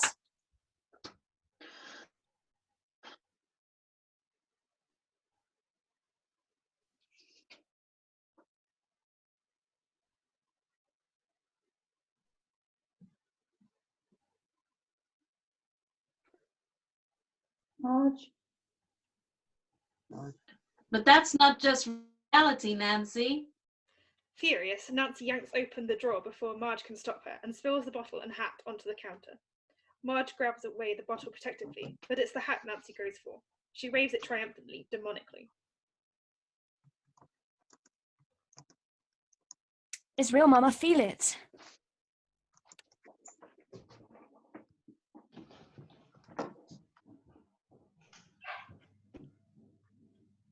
Marge. Oh, I'm not hearing it before, sorry. Put that damn thing down! Marge lunges for it. Nancy leaps out of reach. His name is even written in it. Freddy Krueger. Fred Krueger. You know who that is, Mama? You better tell me, because now he's after me. Marge swallows, then persists in the lie. Nancy, trust your mother for once. You'll feel better as soon as you sleep. Nancy shoots a hard, humorless laugh, holding up her slashed arm.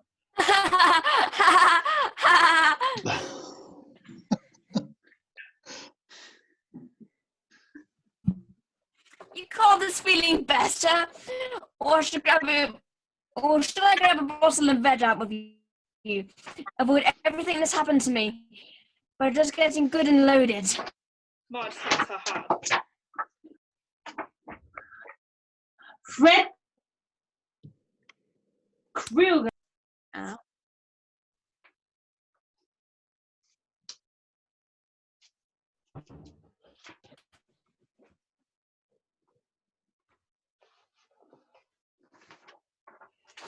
Did you hear that?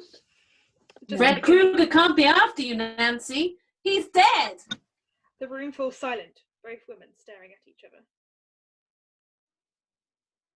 Fred Krueger is dead. Dead and gone. Believe me, I know. Now go to bed. I order you, go to bed. Marge snatches the hat away. Nancy is furious, betrayed. You knew about him all this time and you've been acting like he was someone I made up. Marge pulls away. You're sick, Nancy. Imagining things. You need to sleep. It's as simple as that. Nancy wheels and smashes Marge's bottle of gin in the sink. Screw sleep! Nancy! But Nancy runs past her mother for the front door. Nancy, it's only a nightmare. Nancy turns in the doorway. That's enough! On the door slam, we cut to exterior, Shakespeare Bridge, day. A neighbourhood street. We hear Glen's voice and him and Nancy high above. Two tiny figures walking across this strange white bridge in old Los Angeles. Whenever I get nervous, I eat.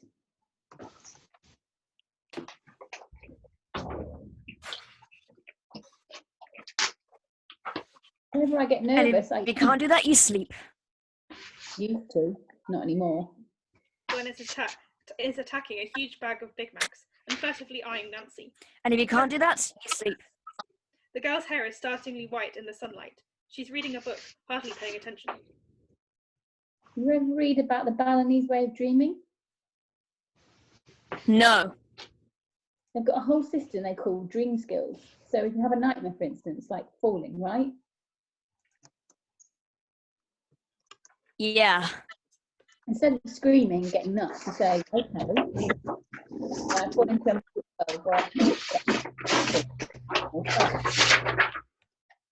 they get all their art literature from dreams. Just wake up and write it down. He stops, seeing the look on Nancy's face. And what do they meet the monster in the dream? Then what? They turn their back on it. Takes away its energy and it disappears. What happens if they don't do that? I guess those people don't wait to tell what happens.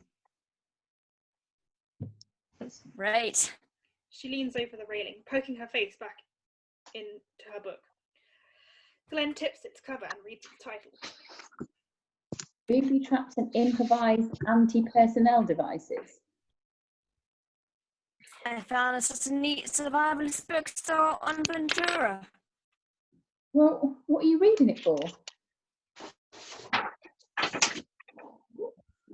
I'm into survival. She walks away, leaving Glen watching after her in astonishment.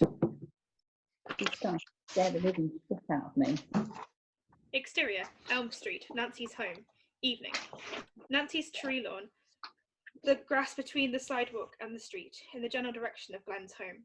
A utility truck is in which a half a dozen Hispanic workers are loading tools, extension cords, and hardware. They look like they've put in one hell of a hard day's work. Marge appears and hands a check to the foreman of the crew, a white guy in clean coveralls and a gold chain. He scrutinizes it. And the order? Marge forks over a wad of cash, hands trembling in her half-drunk, helpless rage. Where's your mask and gun? The foreman counts the money swiftly. Don't bust my chops, lady. If the city found out I put him in without inside releases, I'd lose my license. He shoves the money in his pocket and climbs in his truck. Marge returns to her house. The truck pulls away. Nancy walks across the street from the corner, alone, dispirited. She lifts her eyes to her home and stops in her tracks. Oh, gross. Nancy walks across her front yard. Every single window has been covered with brand new ornamental iron bars, bolted deeply into their frames. At a window, Nancy gives a set of bars a powerful shake. They don't budge.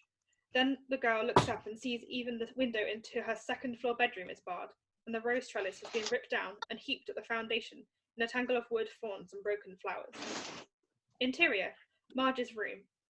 Easy listening music wafts through the air. Nancy appears in the doorway. Mum, what's with the bars?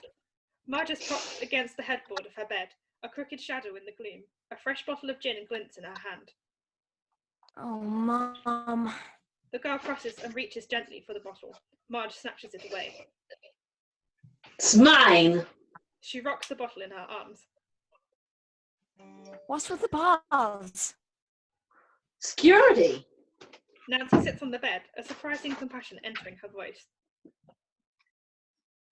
Mum, I want to know what you know about Fred Krueger. Dead and gone.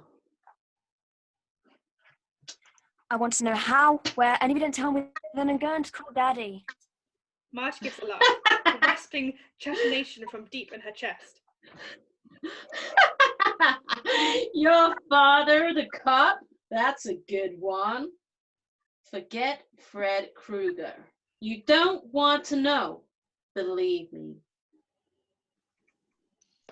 To know. He's after me, and it's me I've got to know. Marge blinks at her a moment, then cracks a terrible crooked grin. All right. Interior, Nancy's cellar. Night. Marge drags Nancy headlong down the cellar stairs and across the room with a crazy fury, twisting her down near the foundation. And she thrusts her face so close to her daughter's that Nancy reels from the alcohol. You want to know about who Fred Krueger was? He was a filthy child killer who got at least 20 kids from our area, kids we all knew.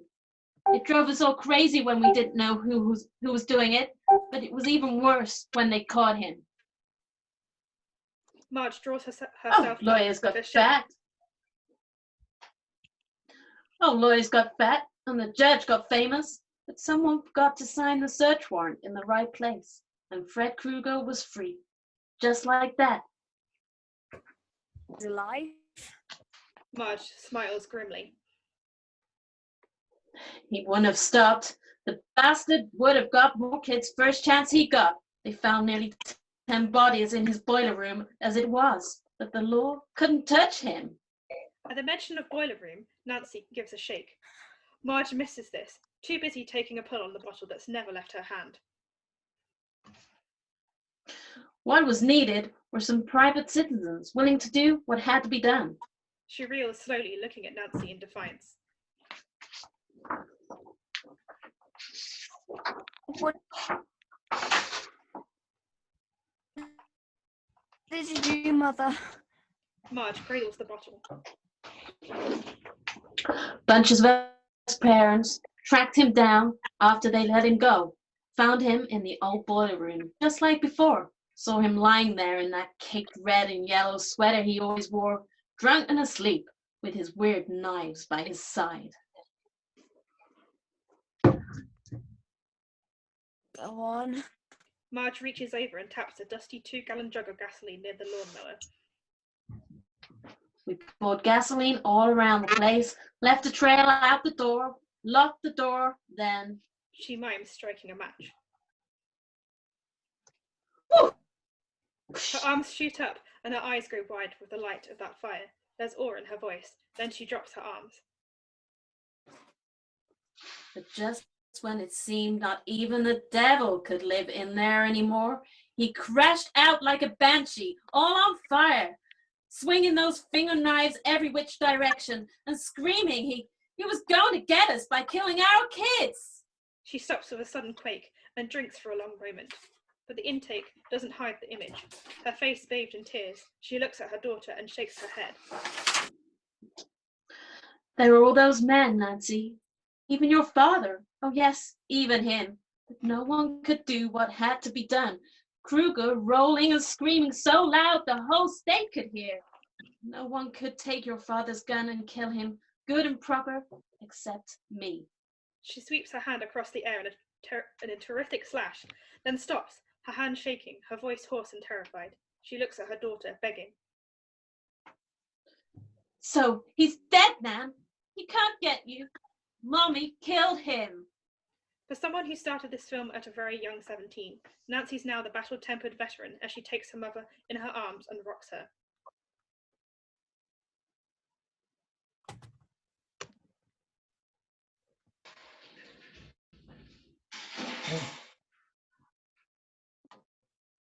Oh, she's gone. Jenny! She's frozen. It's frozen. Yeah. Were Tina's parents there? Were Rod's? Marge sags back. Sure. And Glen's. Who was there? All of us. Sure. And Glen's. All of us. That's in the past now, baby. Really. It's over. We even took his knives. The woman twists around and opens a door on an old furnace. A furnace unused since the newer gas one nearby was put in. She fishes inside the cavity, as then we hear a touch of the familiar scritch. Next moment, she pulls out an object wrapped in rags, opens it, and displays the long rusted blades and their glove-like apparatus. And Jenny's internet is gone.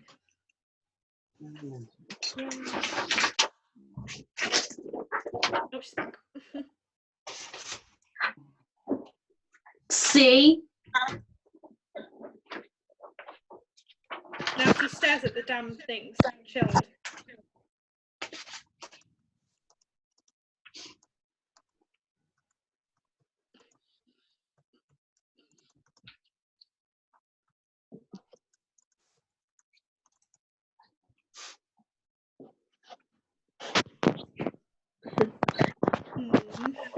All these years you've kept those things buried down here in our own house? Proof he's declawed. As for him, we buried him good and deep.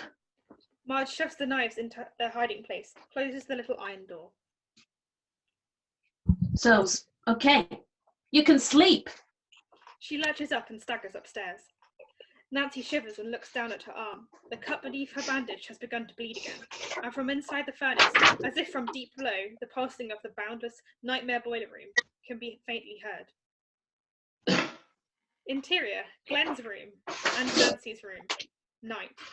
A telephone rings. Glen, yawning, crosses and picks up his telephone.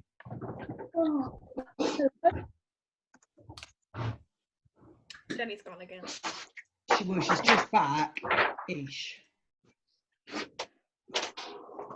She went and she's just reappeared on my screen, but not her video yet. Oh, well, she did that and now she's gone again. Oh, she's still showing on mine. I think she's back again. Oh, there she is. Got video. Right, got video. Hello. That's all right. It keeps going. It's fine. We'll just continue. Glen, yawning, crosses and picks up his telephone. Hello. Sorry about that. Bye, mate. Hi. Hi, how are you doing? Nancy looks out the window and touches her hair. Fine, stand by your window so I can see you. You sound a million miles away. In the lighted window across the way, she can see Glen move into sight. Nancy steps into her window behind the bars. Much better. I heard your mom went ape at the security store today. You look like the prisoner of Zenda or something. How long has it been since you slept?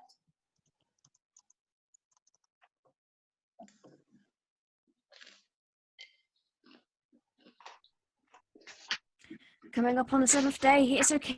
I checked Guinness. The record's 11. I'll bet this I have to. Listen, I know who he is. Who? The killer. You do?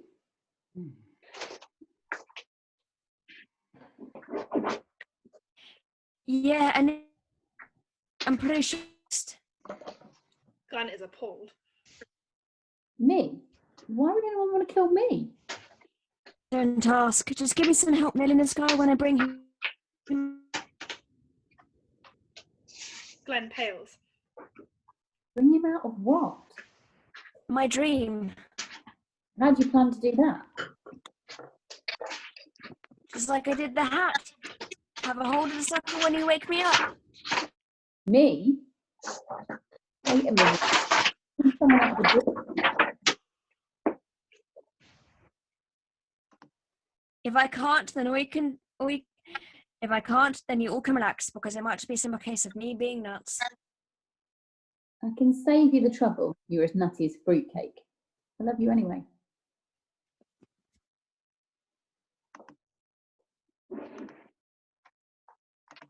Good. Then you won't mind cold cocking this guy when I bring him out. What? You heard me. I'll grab him in the dream. You see me struggling, so you wake me up. We both come out. You cold cock the fucker. And we got him. Clever, huh? You're crazy. What?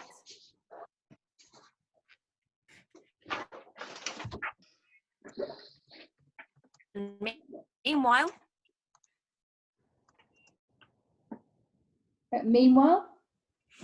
Meanwhile, whatever you do, don't fall asleep. Midnight. She hangs up. Glen's eyes bug out. holy shit. Midnight. Baseball bats and boogeymen. Unfucking real. Exterior, the valley and hills, night. The moon is above the horizon. A cool wind slides a bank of white fog inland. The valley and its lights stretch forever, an endless net of illumination and darkness. A coyote howls in the dark night. Exterior, police station. A palm frond scuttles across the centre of the parking lot. Lieutenant Thompson arrives in an unmarked car. Lieutenant Thompson, what are you doing? Can't sleep. Thought I'd come and break up the poke again. The cop laughs and goes away. Thompson's smile evaporates. Interior, police station. Thompson enters and checks the lock. Nearby, Sergeant Garcia pours coffee. If there was any more quiet, we could hear owls farting. It is quiet, isn't it? How's your girl? Thompson looks at the desk sergeant a moment, then tosses down the log. She's sensible. She'll sleep sooner or later. Exterior, Elm Street, night. The neighborhood is utterly still. Most of the homes already dark, but not Nancy's or Glen's. Interior, Glen's living room, night. Glen's father watches 11 o'clock news, a dreary film clip of war and refugees in a faraway land. Mr. Lantz takes a pull on his bud. That's me. Right. Shut up.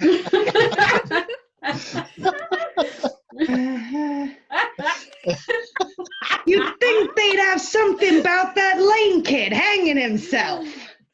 Mrs. Lantz walks through the room, drying her hands on a dish towel. Maybe we're all making more answers than we should. She heads upstairs. Mr. Lantz pops the automatic tuner. Carson blinks on. I wouldn't touch that like with a 10-foot pole. The audience laugh in delight. Exterior, Glen's house, upstairs corridor. Mrs. Lantz comes along the upstairs hall and knocks gently at a closed door. Glen, you all right? She puts her ear to the door and listens. Glen, honey? No answer. Interior, Glen's room. Glen lies sprawled across the bed, long legs flung over the end, head not visible. His mother enters. She looks at the boy, turns off the TV, looks at him again. From this angle, she can see his head, earphones crammed over it, rasping their tinny noise, but no movement from the kid at all. Mrs. Lantz crosses and pokes him in the ribs. Glen lurches up, arms windmilling. What? He refocuses his eyes, taking off his earphones.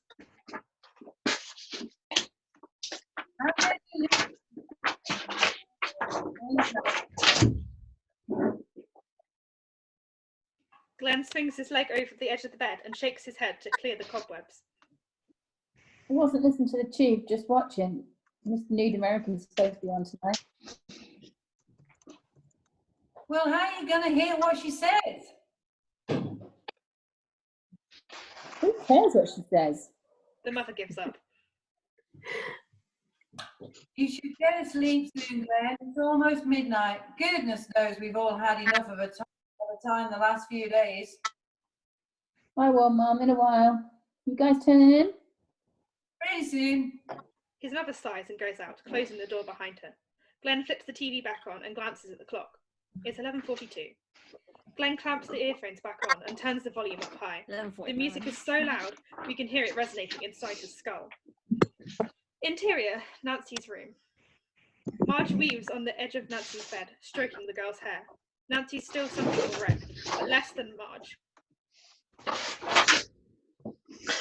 Well, go away. Take a vacation. Get your hair colored nice, the way it was. No one will ever know. This whole room smells of coffee, you know? She gathers up Nancy's coffee cups and empty no-dose boxes, leans down and kisses her. It's all over now, baby. The nightmare's over. Please. Nancy nods her head, half stubborn, half sadly. She can barely keep her eyes open now. Okay. She scrunches into her pillow. Marge smiles haggardly and shuts off the light, taking the coffee pot with her as she leaves.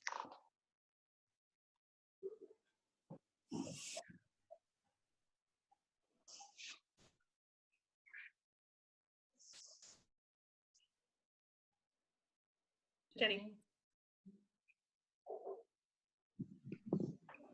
Oh yeah, sorry. Night. Sorry, I misread it. Marge smiles, relieved. The girl folds the blanket around her shoulders. Her eyes flutter closed. Her breathing becomes regular and deep. Once again, she's the little girl Marge fantasizes she is. The mother tiptoes out of the room, closing the door behind her. Nancy's eyes remain closed another beat, then open wide.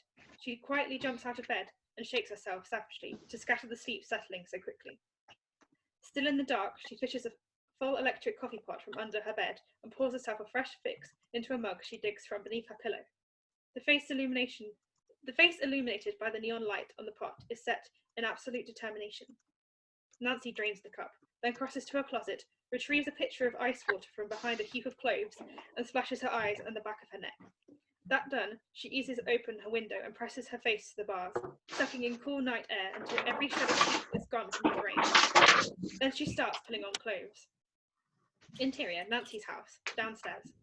Marge checks the lock on the back door, firm. She pads through the darkened house, feels her way to a wall of shelves and takes down a book, then another and a third, then reaches in and fishes out a bottle of gin. Exterior, Nancy's house and Elm Street. The sky has gathered in greater darkness. Low, distant thunder rolls around the horizon like a great drum. The moon glints off the glass windows of Nancy's window.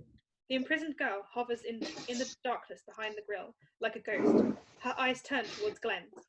Then she switches to something else, as she draws back. Glen's father stands in the front porch of his home, also in the shadows, looking straight across and up at Nancy. He draws on his cigarette, his face glows red. Nancy pours down the shade. Glen's father grinds a cigarette beneath his shoe. Shouldn't stare. Know what I think? I think that kid's some kind of lunatic. I love it. I love it. Wrong. She's not wrong. Shouldn't say such a thing about the poor child. If you mean the bars, Marge just being cautious. Oops. Her being alone and Nancy acting so nervous. The woman rises and pulls him gently towards the living room. As he goes inside, he takes one last look. Well, she ain't gonna hang around our boy no more. Once the two are inside, the door is locked. Interior, Nancy's room. Nancy's eyes stare ahead, red-rimmed and anxious. She picks absently at the thick bandage covering her forearm. The long cuts from Fred Krueger's fingers are bleeding again, but she doesn't even care anymore. Too late to sweat the small stuff. She crosses the room. On the bedside table with the nearly empty Pyrex coffee maker, the empty cup and the empty box of no-dos, in her old-fashioned alarm clock and a phone. Nancy pours herself the last of the coffee and drinks it to the dregs, then looks to the clock. 10 minutes to midnight. Nancy's eyes go to the door. Fully clothed and in a jacket now, she creeps to the door and cracks it, just to make sure, then freezes. Marge rummages around in the linen closet, not 15 feet away. There's no way Nancy can get past her. The woman pulls out a full bottle of gin in satisfaction and begins fumbling with its cap. Nancy eases the door closed again and sinks to the keyhole, watching through it with a sinking heart.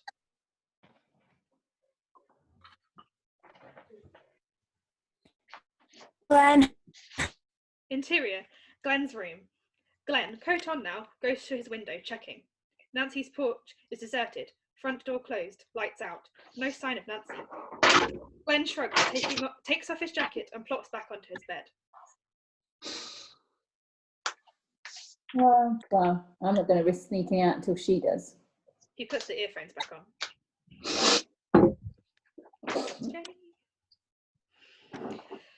Interior, Nancy's room. Night. Absolute Absolutely frustrated, Nancy turns from the keyhole to the window. She opens the blind and eases back the curtain. Interior, Glen's room. Glen lies on his bed, fully clothed, earphones over his ears. Carson droning from the TV, and the boy's eyes begin to droop. Interior, Nancy's bedroom. Nancy picks up her phone, bites her lip, then begins dialing. Interior, Glen's room. A phone begins ringing loudly. Glen is asleep, the music still loud in his earphones. Interior, Glen's living room. Ringing here too, just as Mr. Lantz is turning out the lights for bed. He stops in the dark, scowling.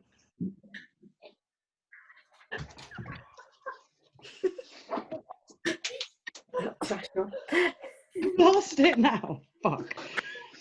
He stops in the dark, scowling. Oh, at this hour! He refuses to turn the light back on. His wife picks her way to the telephone.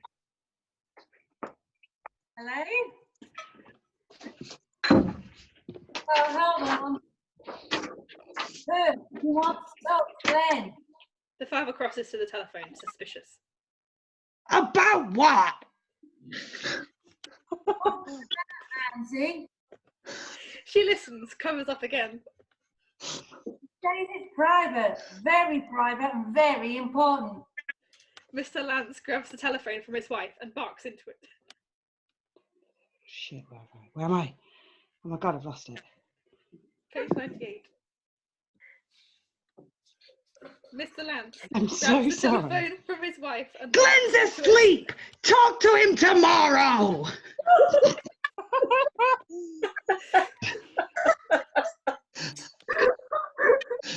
He slams down the telephone with a grunt of satisfaction to his wife. Just gotta be firm with kids is all. Then as a refinement, he takes the phone off the hook and lays it on the table. Interior, Nancy's room. Nancy dials again. This time, she gets a busy signal. She slams the phone down in frustration and looks out the window. Glen, don't fall asleep. She goes and sits on the bed, propping her chin on her fists. Yawns. The telephone rings. Nancy snatches it up. Glen? The awful scrape of steel finger knives. Nancy slaps the phone down as if it were diseased. Then, in pure rage, rips the thing's cord from the wall. Bent instantly, she puts the receiver back on the cradle and lays it on her bed, chiding herself. Brilliant. Now what if Glen calls? She wraps the phone cord around the useless machine and puts it on her bed, then sneaks back to the door. This time, she gives an expression of relief and opens the door. Marge is gone. Then the telephone rings again. She turns slowly. The telephone rings again, despite the fact that the end of its janked out cord is clearly visible. Nancy starts to shake. She goes to the telephone, unwraps it as it rings even louder. She's shaking so hard by now she can barely manage to lift the receiver. She brings the phone to her ear. Hello? The unmistakable voice of Fred Krueger comes over the phone, garbled by time and unknown dimensions, but clear enough. I'm your boyfriend now. The mouthpiece is changed from a normal telephone mouthpiece to an actual mouth. Fred Krueger's mouth, and his long, slick tongue flicks out and darts into the startled girl's mouth. Nancy explodes from her micro-dream, absolutely mad. She jerks the telephone away from her and smashes it against her wall, then attacks it with her feet and hands, smashing it to smithereens. Tears of a normal telephone. She pinches herself hard, until tears come and her flesh is nearly bleeding.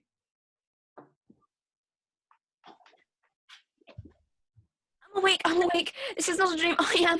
She stops, realizing what Krueger meant. My boyfriend? Interior, Nancy's living room.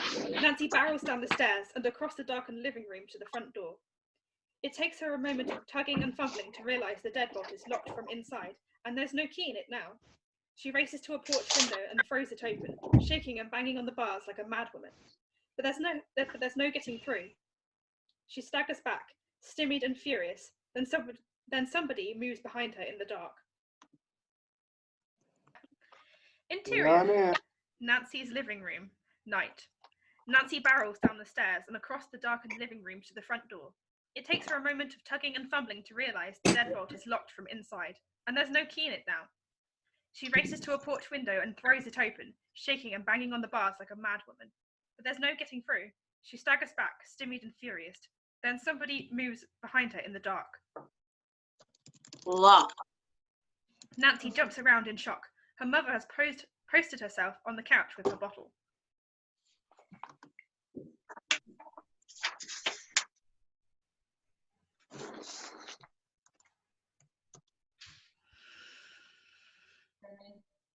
Jenny. Frozen. No. Jenny. Jenny. Oh shit, it is frozen again. Oh, it's gone. Oh no. Her insert does keep cutting out apparently, so. Oh, balls. Fantastic. Just go on again.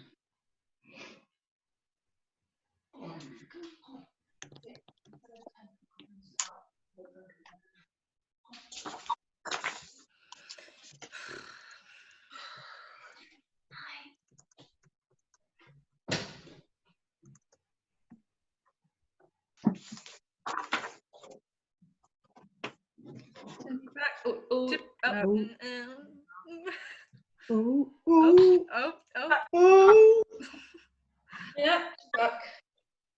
Sorry. Her mother has posted herself on the couch with her bottle. Give me the key, Mother. I don't even have it on me, so forget it. The word is final. Nancy runs past the woman to the back door, to one window after the other, shaking bars and slamming locks, and screaming in teenage fury. But it's no good. The house is her prison. Hey, the goddamn good to make sure you stay put. You ain't going nowhere, kid. You're gonna sleep tonight if it kills me. Nancy clenches her fist and screams at the top of her lungs, a heart-wrenching, eardrum-breaking cry of love in despair. Glen! Interior, Glen's room, night. The music is tinny from the earphones, the TV sound distant and echoed. The boy is breathing deeply now, slowly and gently. Then unmistakably, he begins to snore. Very faintly, far in the background, we can hear Nancy. Glen, don't fall asleep. The boy lies sprawled, still clothed, in the middle of his bed. Save for the bedside lamp, the room is dark. We look down at him as if from the eyes of some great fly hung on the ceiling. There's a heartbeat's pause, then with tremendous force, two powerful arms shoot up beneath the red and yellow bedspread and grab Glen around the waist. Next moment, the young man's body is dragged straight down into the bed, as if some huge beast has grabbed him and heaved him down. His feet and his arms shoot up. There's another hauling yank, and the boy disappears, except for his hands and fingers, down into the pit in the middle of the bed. His hands are last to go, clawing for a hold, but soon they vanish as well, dragging blankets and bedsheets, wires and stereo across the caved-in bed and into the abyss. Glen's echoing screams, then an unholy sudden silence. Next moment, what's left of Glen is vomited up from the pit of the nightmare bed, a horrible mess of blood and bone and hair and wires, streaming out and over the bed. Then the pit in the bed is gone, as if it were never there. Drawn by the terrible screams and struggle, Glen's mother bursts into the room. The woman stares for one moment of horrified disbelief, then reels back and lets out the most god-awful scream imaginable. The cry splits the night. Exterior, Elm Street. The wail of an ambulance as it screeches to a halt at the curb, followed by two black and whites in an unmarked car. Uniformed policemen spill out. Lieutenant Thompson and Parker exit the unmarked car. By habit or by premonition, Thompson glances at the house that was his home. His eye is caught by a movement. His daughter is at her upstairs window, white-haired, hollow-eyed, looking down on him through her bars. She gives a little wave. Unnerved, Thompson waves back, then walks rapidly for Glen's home. Mr. Lantz, pale as a ghost himself, waits on the porch. We can hear the mothers wailing inside. Interior, Nancy's room. On Nancy's clock, the big and little hands sweep together at midnight. There's a babble of police radios, sirens winding down, running footsteps, shouts, neighborhood kids and dogs barking. Nancy's face, set, unafraid, ruthless. The girl pulls the window shade on it all, then looks at her bed.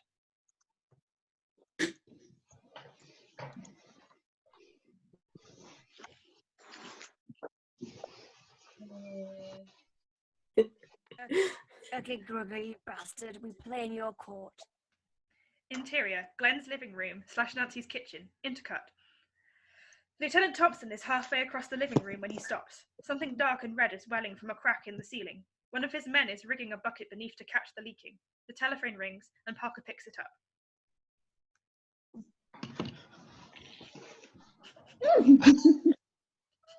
So sorry. Wig off his head. I'm having a hair malfunction. Oh, fuck my life. Right, sorry.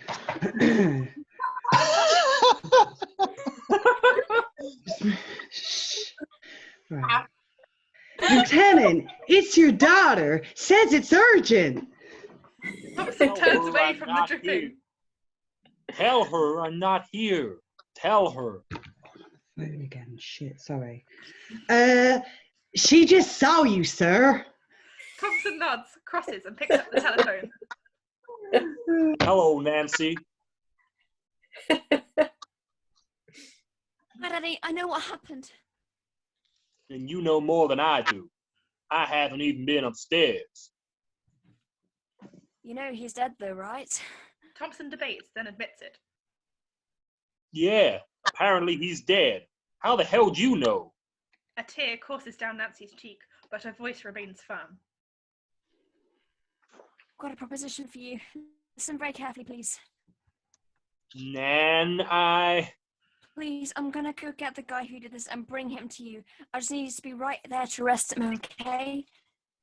Just tell me who did it, and I'll go get him, baby.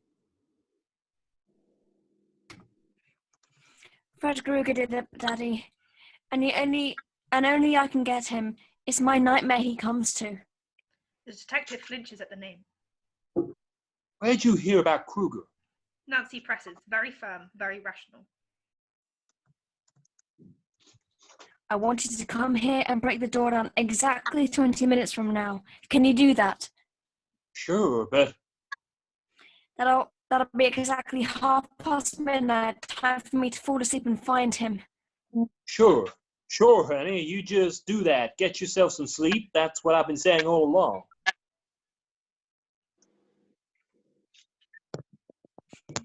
And you'll be here to catch him, right? Lieutenant, they're waiting upstairs. Thompson waves curtly, still speaking to Nancy. Sure. Okay, I'll be there. Now just turn in and get some rest, sweetheart. Please? Deal? Deal. Nancy hangs up. Lieutenant Thompson starts upstairs, but then he stops, and as an afterthought, he could never really explain, turns to Parker. Get outside and watch your house. If you see anything funny, call me. Anything funny? Like what? Thompson shakes his head, embarrassed. I don't know. But one thing for sure, I don't want her coming over here. She's way too far gone to be able to handle this. As Parker exits, Nancy hangs up and sinks back against the wall, trapped by her own resolution. She looks at her watch. 5 past midnight. Nancy switches modes to stopwatch and sets the countdown going at 25 minutes. Interior, Glen's bedroom. Lieutenant Thompson steps into Glen's room, anxious to be done with it. He hits a wall of stench and horror, and even before he takes it in with his eyes, and as soon as he sees the bed, he claps his hand over his mouth, pivots, and walks right back into the hallway. He sags against the wall, unable to look at the cops who hover there. What the hell did that, Lieutenant? There ain't even a head left. God damned if I know. What's the coroner say?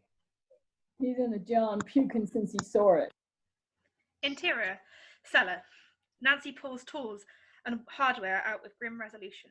Hammer, nails, spools of wire, an old square of heavy fish netting, some old shotgun shells, a file, referring only once to the booklet in her hand. Interior, Nancy's living room. Barely able to control her shaking hands, Nancy starts stringing off the spool of wire across the living room, crying and swearing at the same time. Her hands wrap bare lamp wires around 2 thumbtacks stuck into the insides of the pinchers of a common wooden clothespin. She inserts a lifesaver between the 2 prongs. One end of the fish line is tied to the lifesaver. The whole now is stretched taut about 3 inches off the living room carpet. Nancy carefully files a hole in a light bulb. She pours powder and shot from shotgun shells into the opening in the bulb until it's full, then seals it with tape. She screws the bulb back into the floor lamp and places the thing near the foot of the stairs. Interior, Nancy's upstairs hallway. Nancy completes installing a sturdy sliding bolt to the outside of her own bedroom door. Nancy screws a hinge into the wall directly above her door. Attached to the hinge is the shank of something, some kind of tool. Nancy tiptoes to her mother's door and peeks in. Marge lies propped in her bed looking back at Nancy. Her drunkenness has been altered by the sirens and babble outside into a sort of comatose clarity. Guess I shouldn't have done it. Just sleep now, Mum.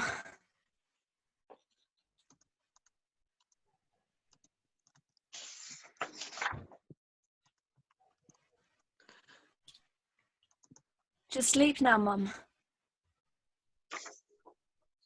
Just wanted to protect you.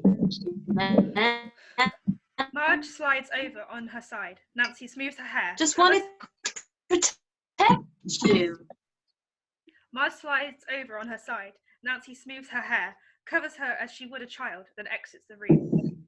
Interior, Nancy's room. The girl enters, turns out her bedside light, slips out of her dress and puts on her nightgown. Then she kneels by her bed. Now I lay me down to sleep. I pray the Lord my soul shall keep. If I should die before I wake, I pray the Lord my soul shall take. She gets into bed and pulls the blankets to her chin. She stares straight up at the ceiling for a long moment, then closes her eyes. Interior, Glen's living room. Lieutenant Thompson trudges down the stairs and confronts Glen's father.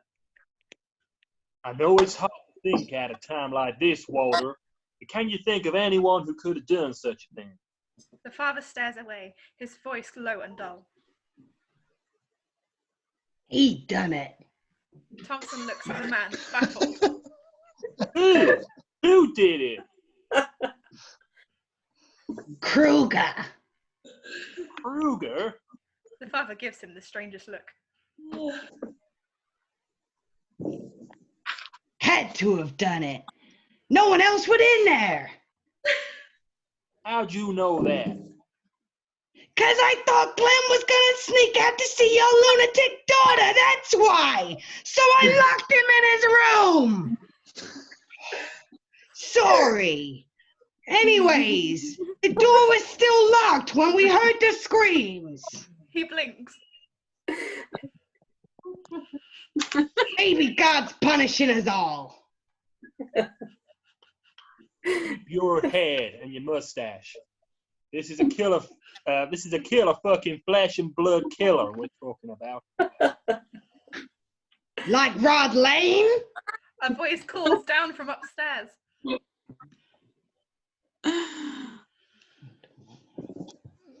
Cop 1. Oh, sorry. Lieutenant Thompson, Coroner wants to show you something. Thompson gives Mr. Lantz one final look, then heads upstairs. Interior, downstairs, Nancy's house. Nancy peers at the head of the stairs. She comes downstairs through the hallway to the cellar door. She opens the door.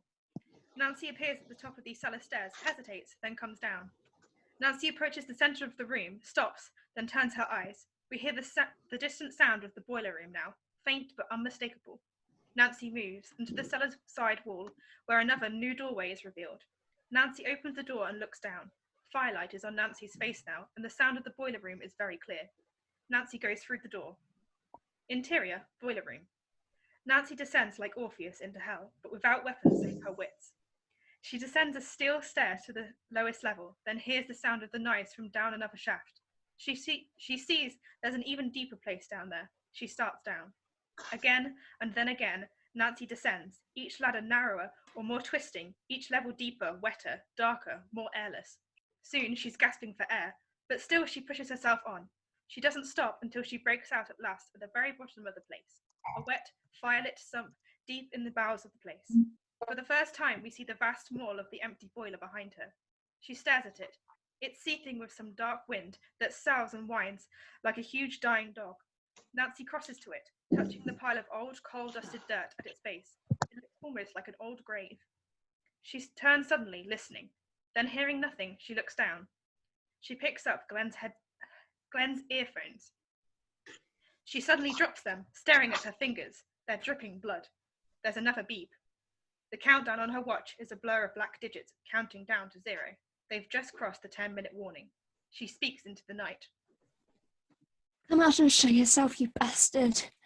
No sooner are these words off her lips than the huge bulk of Fred Krueger lurches up behind her.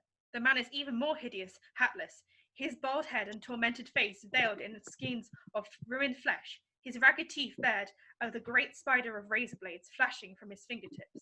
He leaps, but the girl leaps just as fast, a fierce jump that sends her out over black space and down into a huge dark sump of blackness. Exterior, the heavens. Nancy curves like a swan through her apogee and begins falling, diving through black air, the wind ripping at her hair and eyes. Suddenly, the complex, glittering skein of light that is San Fernando Valley, seen from the air, comes into view, and we see she's falling from high, high over the earth. Nancy falls in slow motion against the spinning lights, free as a skydiver free-falling, a giddy, acrophobic plunge. Exterior, Elm Street / Nancy's house. Nancy crashes suddenly out of the night and into a hedge just outside of her own front door, rolling out at its bottom scratched and bloodied. If she were in any normal reality, she'd be a mass of broken bones. But somehow, she's able to claw her way up and look at her watch once more. Just a few seconds from 0. She staggers for her house's front door, but a moment later, Krueger crashes down atop her. Nancy struggles to her knees just as the man lunges with that god-awful handful of blades. But instead of running, she ducks inside the deadly grab and seizes him in a desperate bear hug. The surprise move sends him pitching backwards, her still on him, and they fall into the jumble of torn down trellis of roses beneath her window. Almost at that very second, we hear the jarring, deafening ringing of Nancy's alarm clock. Interior, Nancy's bedroom. Nancy sprawls out of her bed onto the floor, twisting from the jabs of the already vanished thorns, briars, and brush. Gasping, she takes a second to get her bearings. She recovers quickly as she can, snatching up the net, ready for an assault from any direction. But the room is empty. Hardly able to catch her breath, her hair tangled, her nightgown torn, she drops the net. She sits on the bed, turns on the bedside lamp, and re-examines her room. No one there but herself. It's a terrible blow, despite the fact that she's safe. Her face is covered with tears, she's shaking and breathless. She rattles her head in confusion and despair, realizing her own madness. I'm crazy after all. At that very instant, Fred Krueger leaps up from the far side of the bed with an explosive shout of rage. He lands across the table for her, missing by inches as Nancy pitches backwards and scrambles for the window, but she's stopped by the bars. Krueger, incredibly fast, regains his feet and leaps aside. The girl wheels and shatters the coffee pot over his head. As he crashes backwards, Nancy flings open the door of her room and dives through, only to rebound off someone on the other side. Marge, knocked flying by Nancy's charge, hits the floor hard, knocking the wind out of herself. Nancy sees what she's done, jumps over the body and slams the door and throws the bolt home. Next instant, she gingerly ties a string to the door's knob, a string that trails down from the ceiling, attached to something up there that's just barely out of sight. Next instant, she's dragging her mother towards the woman's bedroom as fast as she can. Krueger is already splintering the doorway behind her as Nancy dips and makes it into Marge's room, slamming the door behind her and locking it in a flash. The maniac breaks the bolt and rips open the door. But in the very act of doing this, he of course unknowingly pulls the string attached to the outside doorknob with terrific force. The string jerks against a single-edged razor, which in turn cuts a tight wind of cord, holding a heavy wedge of steel to the ceiling. The thing falls free, pivoting at the hinge at the far end of its handle, and dives straight into Krueger's groin with a terrific blow. As he catapults backwards with an incredible shake, the 20-pound sledgehammer swings back. Krueger claws his way up despite his agony, lurching and cursing forward like an enraged bull. Krueger roars out, only to immediately strike the length of wire strung across the hallway, catching it just above the thigh. He cartwheels head over heels and lands flat on his back. Instantly, the door to Nancy's mother's bedroom flies open and Nancy brings a brass lamp down over Krueger's head with all her might. It sounds like a line drive caroming off a metal flagpole. Nancy slams the door as Krueger struggles up, clutching his head. Enraged, the huge man crashes against the door with terrific force and rears back and starts smashing against the door like the utter homicidal lunatic that he is. Exterior, Elm Street, Nancy's home. Nancy jerks open the window to her mother's bedroom and jams her face to the bars. The ambulance is pulling away with a tremendous wail of its siren as Nancy screams down, trying to make herself heard. Oh, hey, Daddy, I've gotten trapped. Where are you? Parker, assigned to guard the house, sees Nancy, hair white, eyes wide, pounding on the bars and screaming like a lunatic. But her meaning is utterly lost in the noise of the ambulance next to him. Everything's gonna be all right. Everything's under control. Guess my father, you asshole. Parker does a little take. That almost sounded sane. You heard what I said. Now get back inside or I'll tell your dad. Behind her, the door splinters. Nancy rolls around just in time to see Krueger pull in. Nancy's eyes go wide. She's trapped against the bars and has nowhere to go. The man bunches his knives into a single thick blade and rushes her, stabbing. Nancy closes her eyes. Then from nowhere, Marge leaps between the two. No! She blocks the charge perfectly, blocking the knives. Both she and Nancy are slammed backwards against the bars behind. Drunk though she is, she's hanging on to Krueger's weapon hand, keeping the knives inside herself, away from her daughter. Nancy, for God's sakes, run! But Nancy turns to the window instead, screaming for her father. Daddy, where are you? Exterior, Elm Street. Parker, just about to turn back to business at Glen's house, sees Nancy and someone else fall just inside the window. Something begins to dawn on the man, just a little. Poor woman, got her hands full with that kid. Maybe I better tell the lieutenant. He turns and jogs towards Glen's house. Interior, Marge's bedroom. Krueger hauls Marge up in a rage, knocking her senseless across the bed and climbing after her with his knives raised. Nancy wheels behind him and whams him in the kidneys with her fists, spilling him back off the bed, then running past him for the door. She makes it to safety, then turning back. She flips the monster the bird, her eyes wild with pain and fury. Hey, fuckface, can't catch me. The bait works. Krueger leaves Marge and howls after Nancy. As Nancy clears the hall and makes the stairs, Krueger lurches through the shattered doorway after her. The girl careens down the stairs, across the room, and to the front door, banging against it with terrified fury. Come on, he's in here.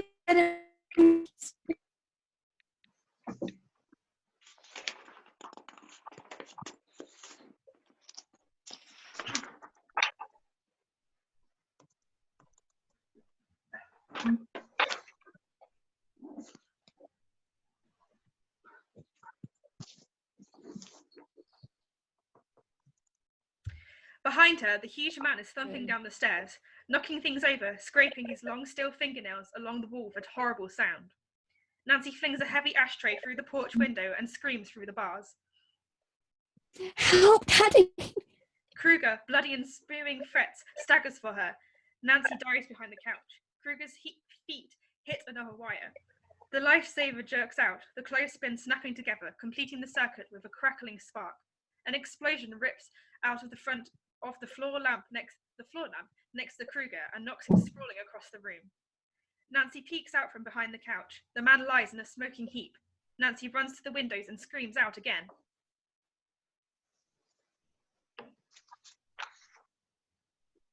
Hey, Daddy! Hey, got the bastard! Krueger roars up behind her. She throws herself sideways. He crashes into the window frame, smashing glass and wood to bits. Nancy turns screaming and runs deeper into the house. She careens down the stairs, throwing on the lights, the man thundering after her. Nancy breaks at the wall, nowhere left to hide. The scraping of the blades against brick turns her to see the huge killer holding his knife-laden fingers up for her. Ready for these? Nancy ducks behind the furnace, comes out the other side with a big jug of gasoline and lets Krueger have it straight over the head. The heavy container shatters, showering its contents over every square inch of the man. He staggers backwards with a roar of fury, Nancy screaming after him with a box of kitchen matches. Before the man can realise what she's up to, she ignites the whole box and throws it in Krueger's face. There's a blinding whoosh, and Krueger goes up in a terrific ball of fire. Faster than a flash, the girl runs past the howling maniac and makes for the stairs, Krueger after her in full pyrrhic rage. Interior, Nancy's kitchen. Nancy holds the heavy door until the precisely right moment. Just as the burning blind monster tops the stairs, Nancy brings the heavy oak door round with all her might and catches him in a great ringing concussion. It sends him windmilling backwards and down the stairs in an ass-over-tea-kettle sprawl of sparks and flames. Nancy slams the door and throws the deadbolt home. No sooner does she accomplish this than the man is slamming again and again against the door from the cellar. The terrible screams and curses peak, then grow weaker and more garbled. Then there's just silence. Nancy staggers, half blind, from the kitchen. As the room begins seeping smoke from every pore, we cut to interior, Glen's upstairs hallway. The coroner steps out of the bathroom, peeling bloody rubber gloves, pale and sweating. Found you something, Donald. I can't get my script to come up. And the next line. Should remind you of something. The man shoves out his hand to Lieutenant Thompson. Thompson stares at it without touching it. A long, thin steel blade, razor sharp, attached to some sort of ring and armature, broken off. The coroner gives a sweaty, grim smile. Where'd she go? Gone. She's gone. Oh, there she is. She's back. I have to do everything. I have to do everything at once. Only place I ever heard is such. There's another bit, and then something about Fred Krueger. Lieutenant Thompson has just knocked Parker, sprawling in his face, to the stairs. Hey, your daughter's acting kinda... Thompson's gone. Strange. Hysteria. Nancy's home. Crash as Nancy breaks another window and presses against the bars. The house shudders and glows orange behind her. She sees her father bursting out the front door of Glen's house. Let's get us out of here. Can you put the code in my phone for me, please? Oh, no. It's Amy's voice, but we can't see her. Yeah. She's getting the code from her hubby, I think, by the sounds of it. Yeah. It's all good. We'll wait for her. Sorry, whereabouts are right. Sounds like the matter's in hand. It's in hand, Amy. It's all good. I haven't got a line. No. No, you're all right. I'll be there for ready for the next one. I'm there. I'm getting there. No worries, mate. Go from your line, Jenny. Dad, get us out of here. Oh, you're muted for some reason. Hang on. Sometimes it takes a while when I... Oh, there we go. I'm back. He's back. Yep. Oh, Jesus, Nancy. Hey, we got a fire. Many men batter the door down as black smoke pours from the windows and Nancy's screams and shouts fill the air. Within moments, they've destroyed the door and Lieutenant Thompson has pulled his daughter into the safety of his arms. But Nancy immediately fights free and darts right back to the front door, beckoning him to follow, gesturing like a wild woman. I've got him. I've got Fred Krueger. Thompson stares at his wild little girl in astonishment, then runs in after her. The others follow, coughing and choking. Interior, living room. Thompson collides with Nancy as she breaks, frozen. The smoke is belching out of the cellar, but whoever was locked in there certainly isn't now. The door is flat on the kitchen floor. What the hell are you talking about, Nancy? Nancy wheels without answering. A series of tiny isolated fires burn across the living room and up the stairs. Fire steps. He's after Mum, come on. She darts across the living room, following the flaming footprints of Fred Krueger up the stairs before Thompson can stop her. Nancy! Interior, Marge's bedroom. Nancy stops in the splintered doorway, a ragged gold-red light splashing her horrified face. Fred Krueger, literally a man of fire, has a screaming Marge pinned to the bed and is crawling all over her. Nancy gives a banshee's howl, snatches up a chair, and brings it down over the back of the fiery beast, stunning him.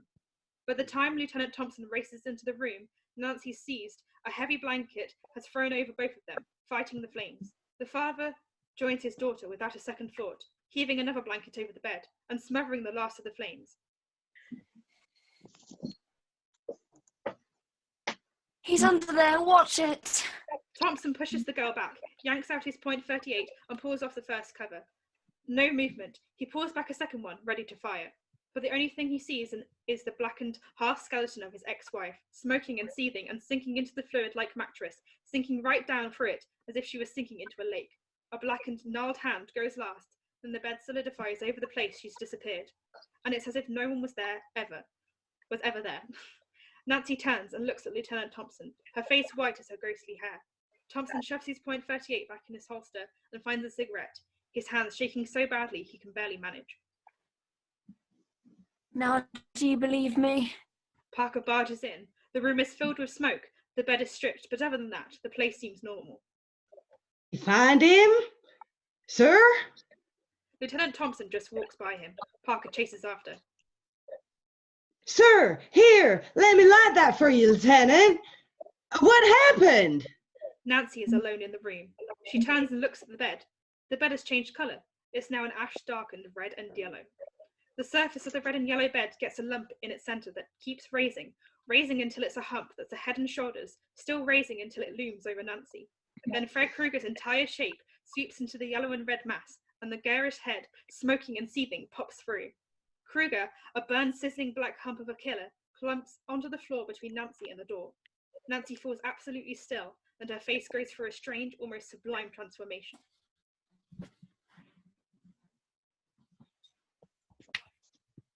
I know you're there, Krueger. She turns and faces him. You think you was gonna get away from me? Nancy shakes her head.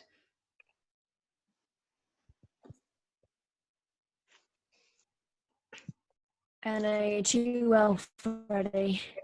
Krueger smiles bitterly. I know you too well now, Freddy. Krueger smiles bitterly, coming closer. And now, you die. There's a sickening rattle at his side as he raises the only thing on him not charred, the gleaming steel talons. Nancy simply shakes her head again, as if seeing a light at the end of her long, long tunnel. And the way she says the words, they might be appearing on the inside of her eyes.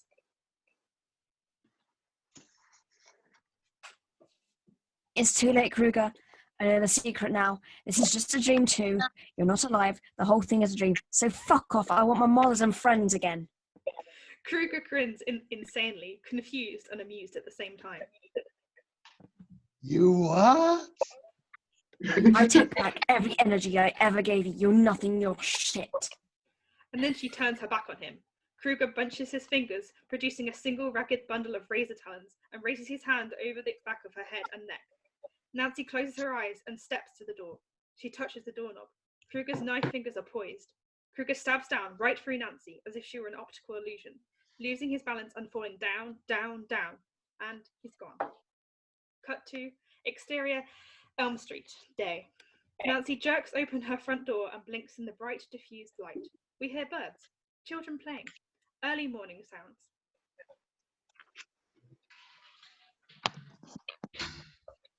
God, it's bright. Marge sticks her head out, squinting and nods, sober.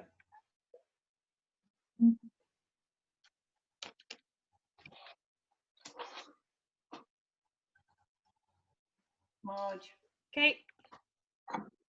Oh, I didn't hear that, sorry. Gonna burn off soon, or it wouldn't be so bright. Nancy turns and looks her mother over. Feeling better? They say you've bottomed out when you can't remember the night before. No more drinking, baby.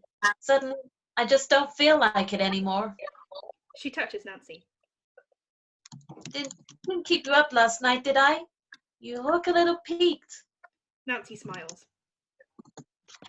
Nah, just slept heavy. The girl gives a wave and goes off. Marge calls after. See ya. Nancy turns and waves. See ya. Nancy walks to the curb. The whole scene is wrapped in an unseasonal tulle fog, bright yet diffuse. We notice that Nancy's house no longer has bars on its windows. Then we see a familiar convertible pull up at the curb, top down. Tina and Rod are in the back seat. They all wave to Marge as Nancy climbs in. You believe this fog? I believe anything's possible. Tina high-fives Nancy. Looking good, girl. Glen slips into in the seat next to Nancy. Someone else is driving, it seems. Nancy looks up to the driver. The big man turns and grins at Nancy, a terrible, scarred, hideous leer of a grin. Fred Krueger's grin. To the top of the car clamps over the kids within, a bright red and yellow top that closes as fast and hard as a bear trap. Nancy's frightened face flies to the window, pressing against the thick glass as the car roars away from the curb and into the thick fog. A group of little girls, half hidden by the fog, jump rope and singing gaily. 1, 2, Freddy's coming for you. 3, 4, better lock your door. 5, 6, get crucifix. 7, 8, gonna stay up late. 9, 10, never sleep again. Music crossfades with this song, expanding the simple tune to symphonic, boundless dimensions as the little girls fade into thin air and we fade to black. Roll end titles. Oh, that was fabulous. That was so cute. It was only about 4 hours longer than the movie. I know. I thought it was going to be like considerably shorter. You know why? We read every single stage direction that we'd normally be doing. Yeah. Yeah. It was like 3 hours and it was like 3 hours and a half or something. I know. It was really weird because every time you spoke, Jenny, there was like a considerable delay before you spoke. And it was like, connection. The suspense. Sorry. The suspense. Oh, sorry. Is this the point where I've never seen this movie? I haven't seen it either. You're not? Oh, man, it's a classic. I don't need to see it now. I don't really. I don't watch horrors at all. No, I don't. No, I hate it. I've seen all the old ones. I'm not big on horror, but I've seen all the old ones. The thing is, this movie now is like as old as the Blob was when it's older than me. I was a kid. This film's older than me, so it makes me happy. I'm quite Not sure many it's things not are. older than me. Well, thank you everyone for joining in. It was really fun. Oh, Thank you for organising it and all your hard work, Georgie. It's been brilliant. It's okay. I've really enjoyed it. And thank you to everyone else too. It's been cool. I've really enjoyed I it. loved it. Absolutely loved it. Oh, good. I was kind of worried because of everyone kept coming in and out, so it's fine.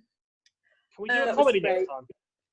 If people are interested, we can do another one and we can do a comedy or something else or whatever. Yeah, definitely. Maybe somebody else could volunteer a piece to do and to do it. I will get thinking myself and I'll try and come up with something myself to do in the future. But yeah, I'm not the most organised, so someone else might be able to be faster on the pace. And next time I literally forgot about this until 5 minutes before we were doing. Oh, it's fine. I was like, oh. For a stage to be more character wordy and less like descriptive. That's what I thought. When I was editing the script, I thought, oh, there's a lot that I say and not a lot that you say. So next time we should definitely do things that's more like character driven rather than action based. Yeah. If you know what I mean. Yeah. Really, was cool though. Even if we did a play, I think a play would be better for that. I looked at you, Ella. You had a different costume on. I'd look up and you suddenly like the Reverend. Oh, that was brilliant. Loved it. Another thing. I really enjoyed dressing up. Another thing, next time, if we do another one, we need to make sure that if we're not saying anything, we need to be really quiet. Because Kate, you were like turning your pages and it was really loud, which is fine.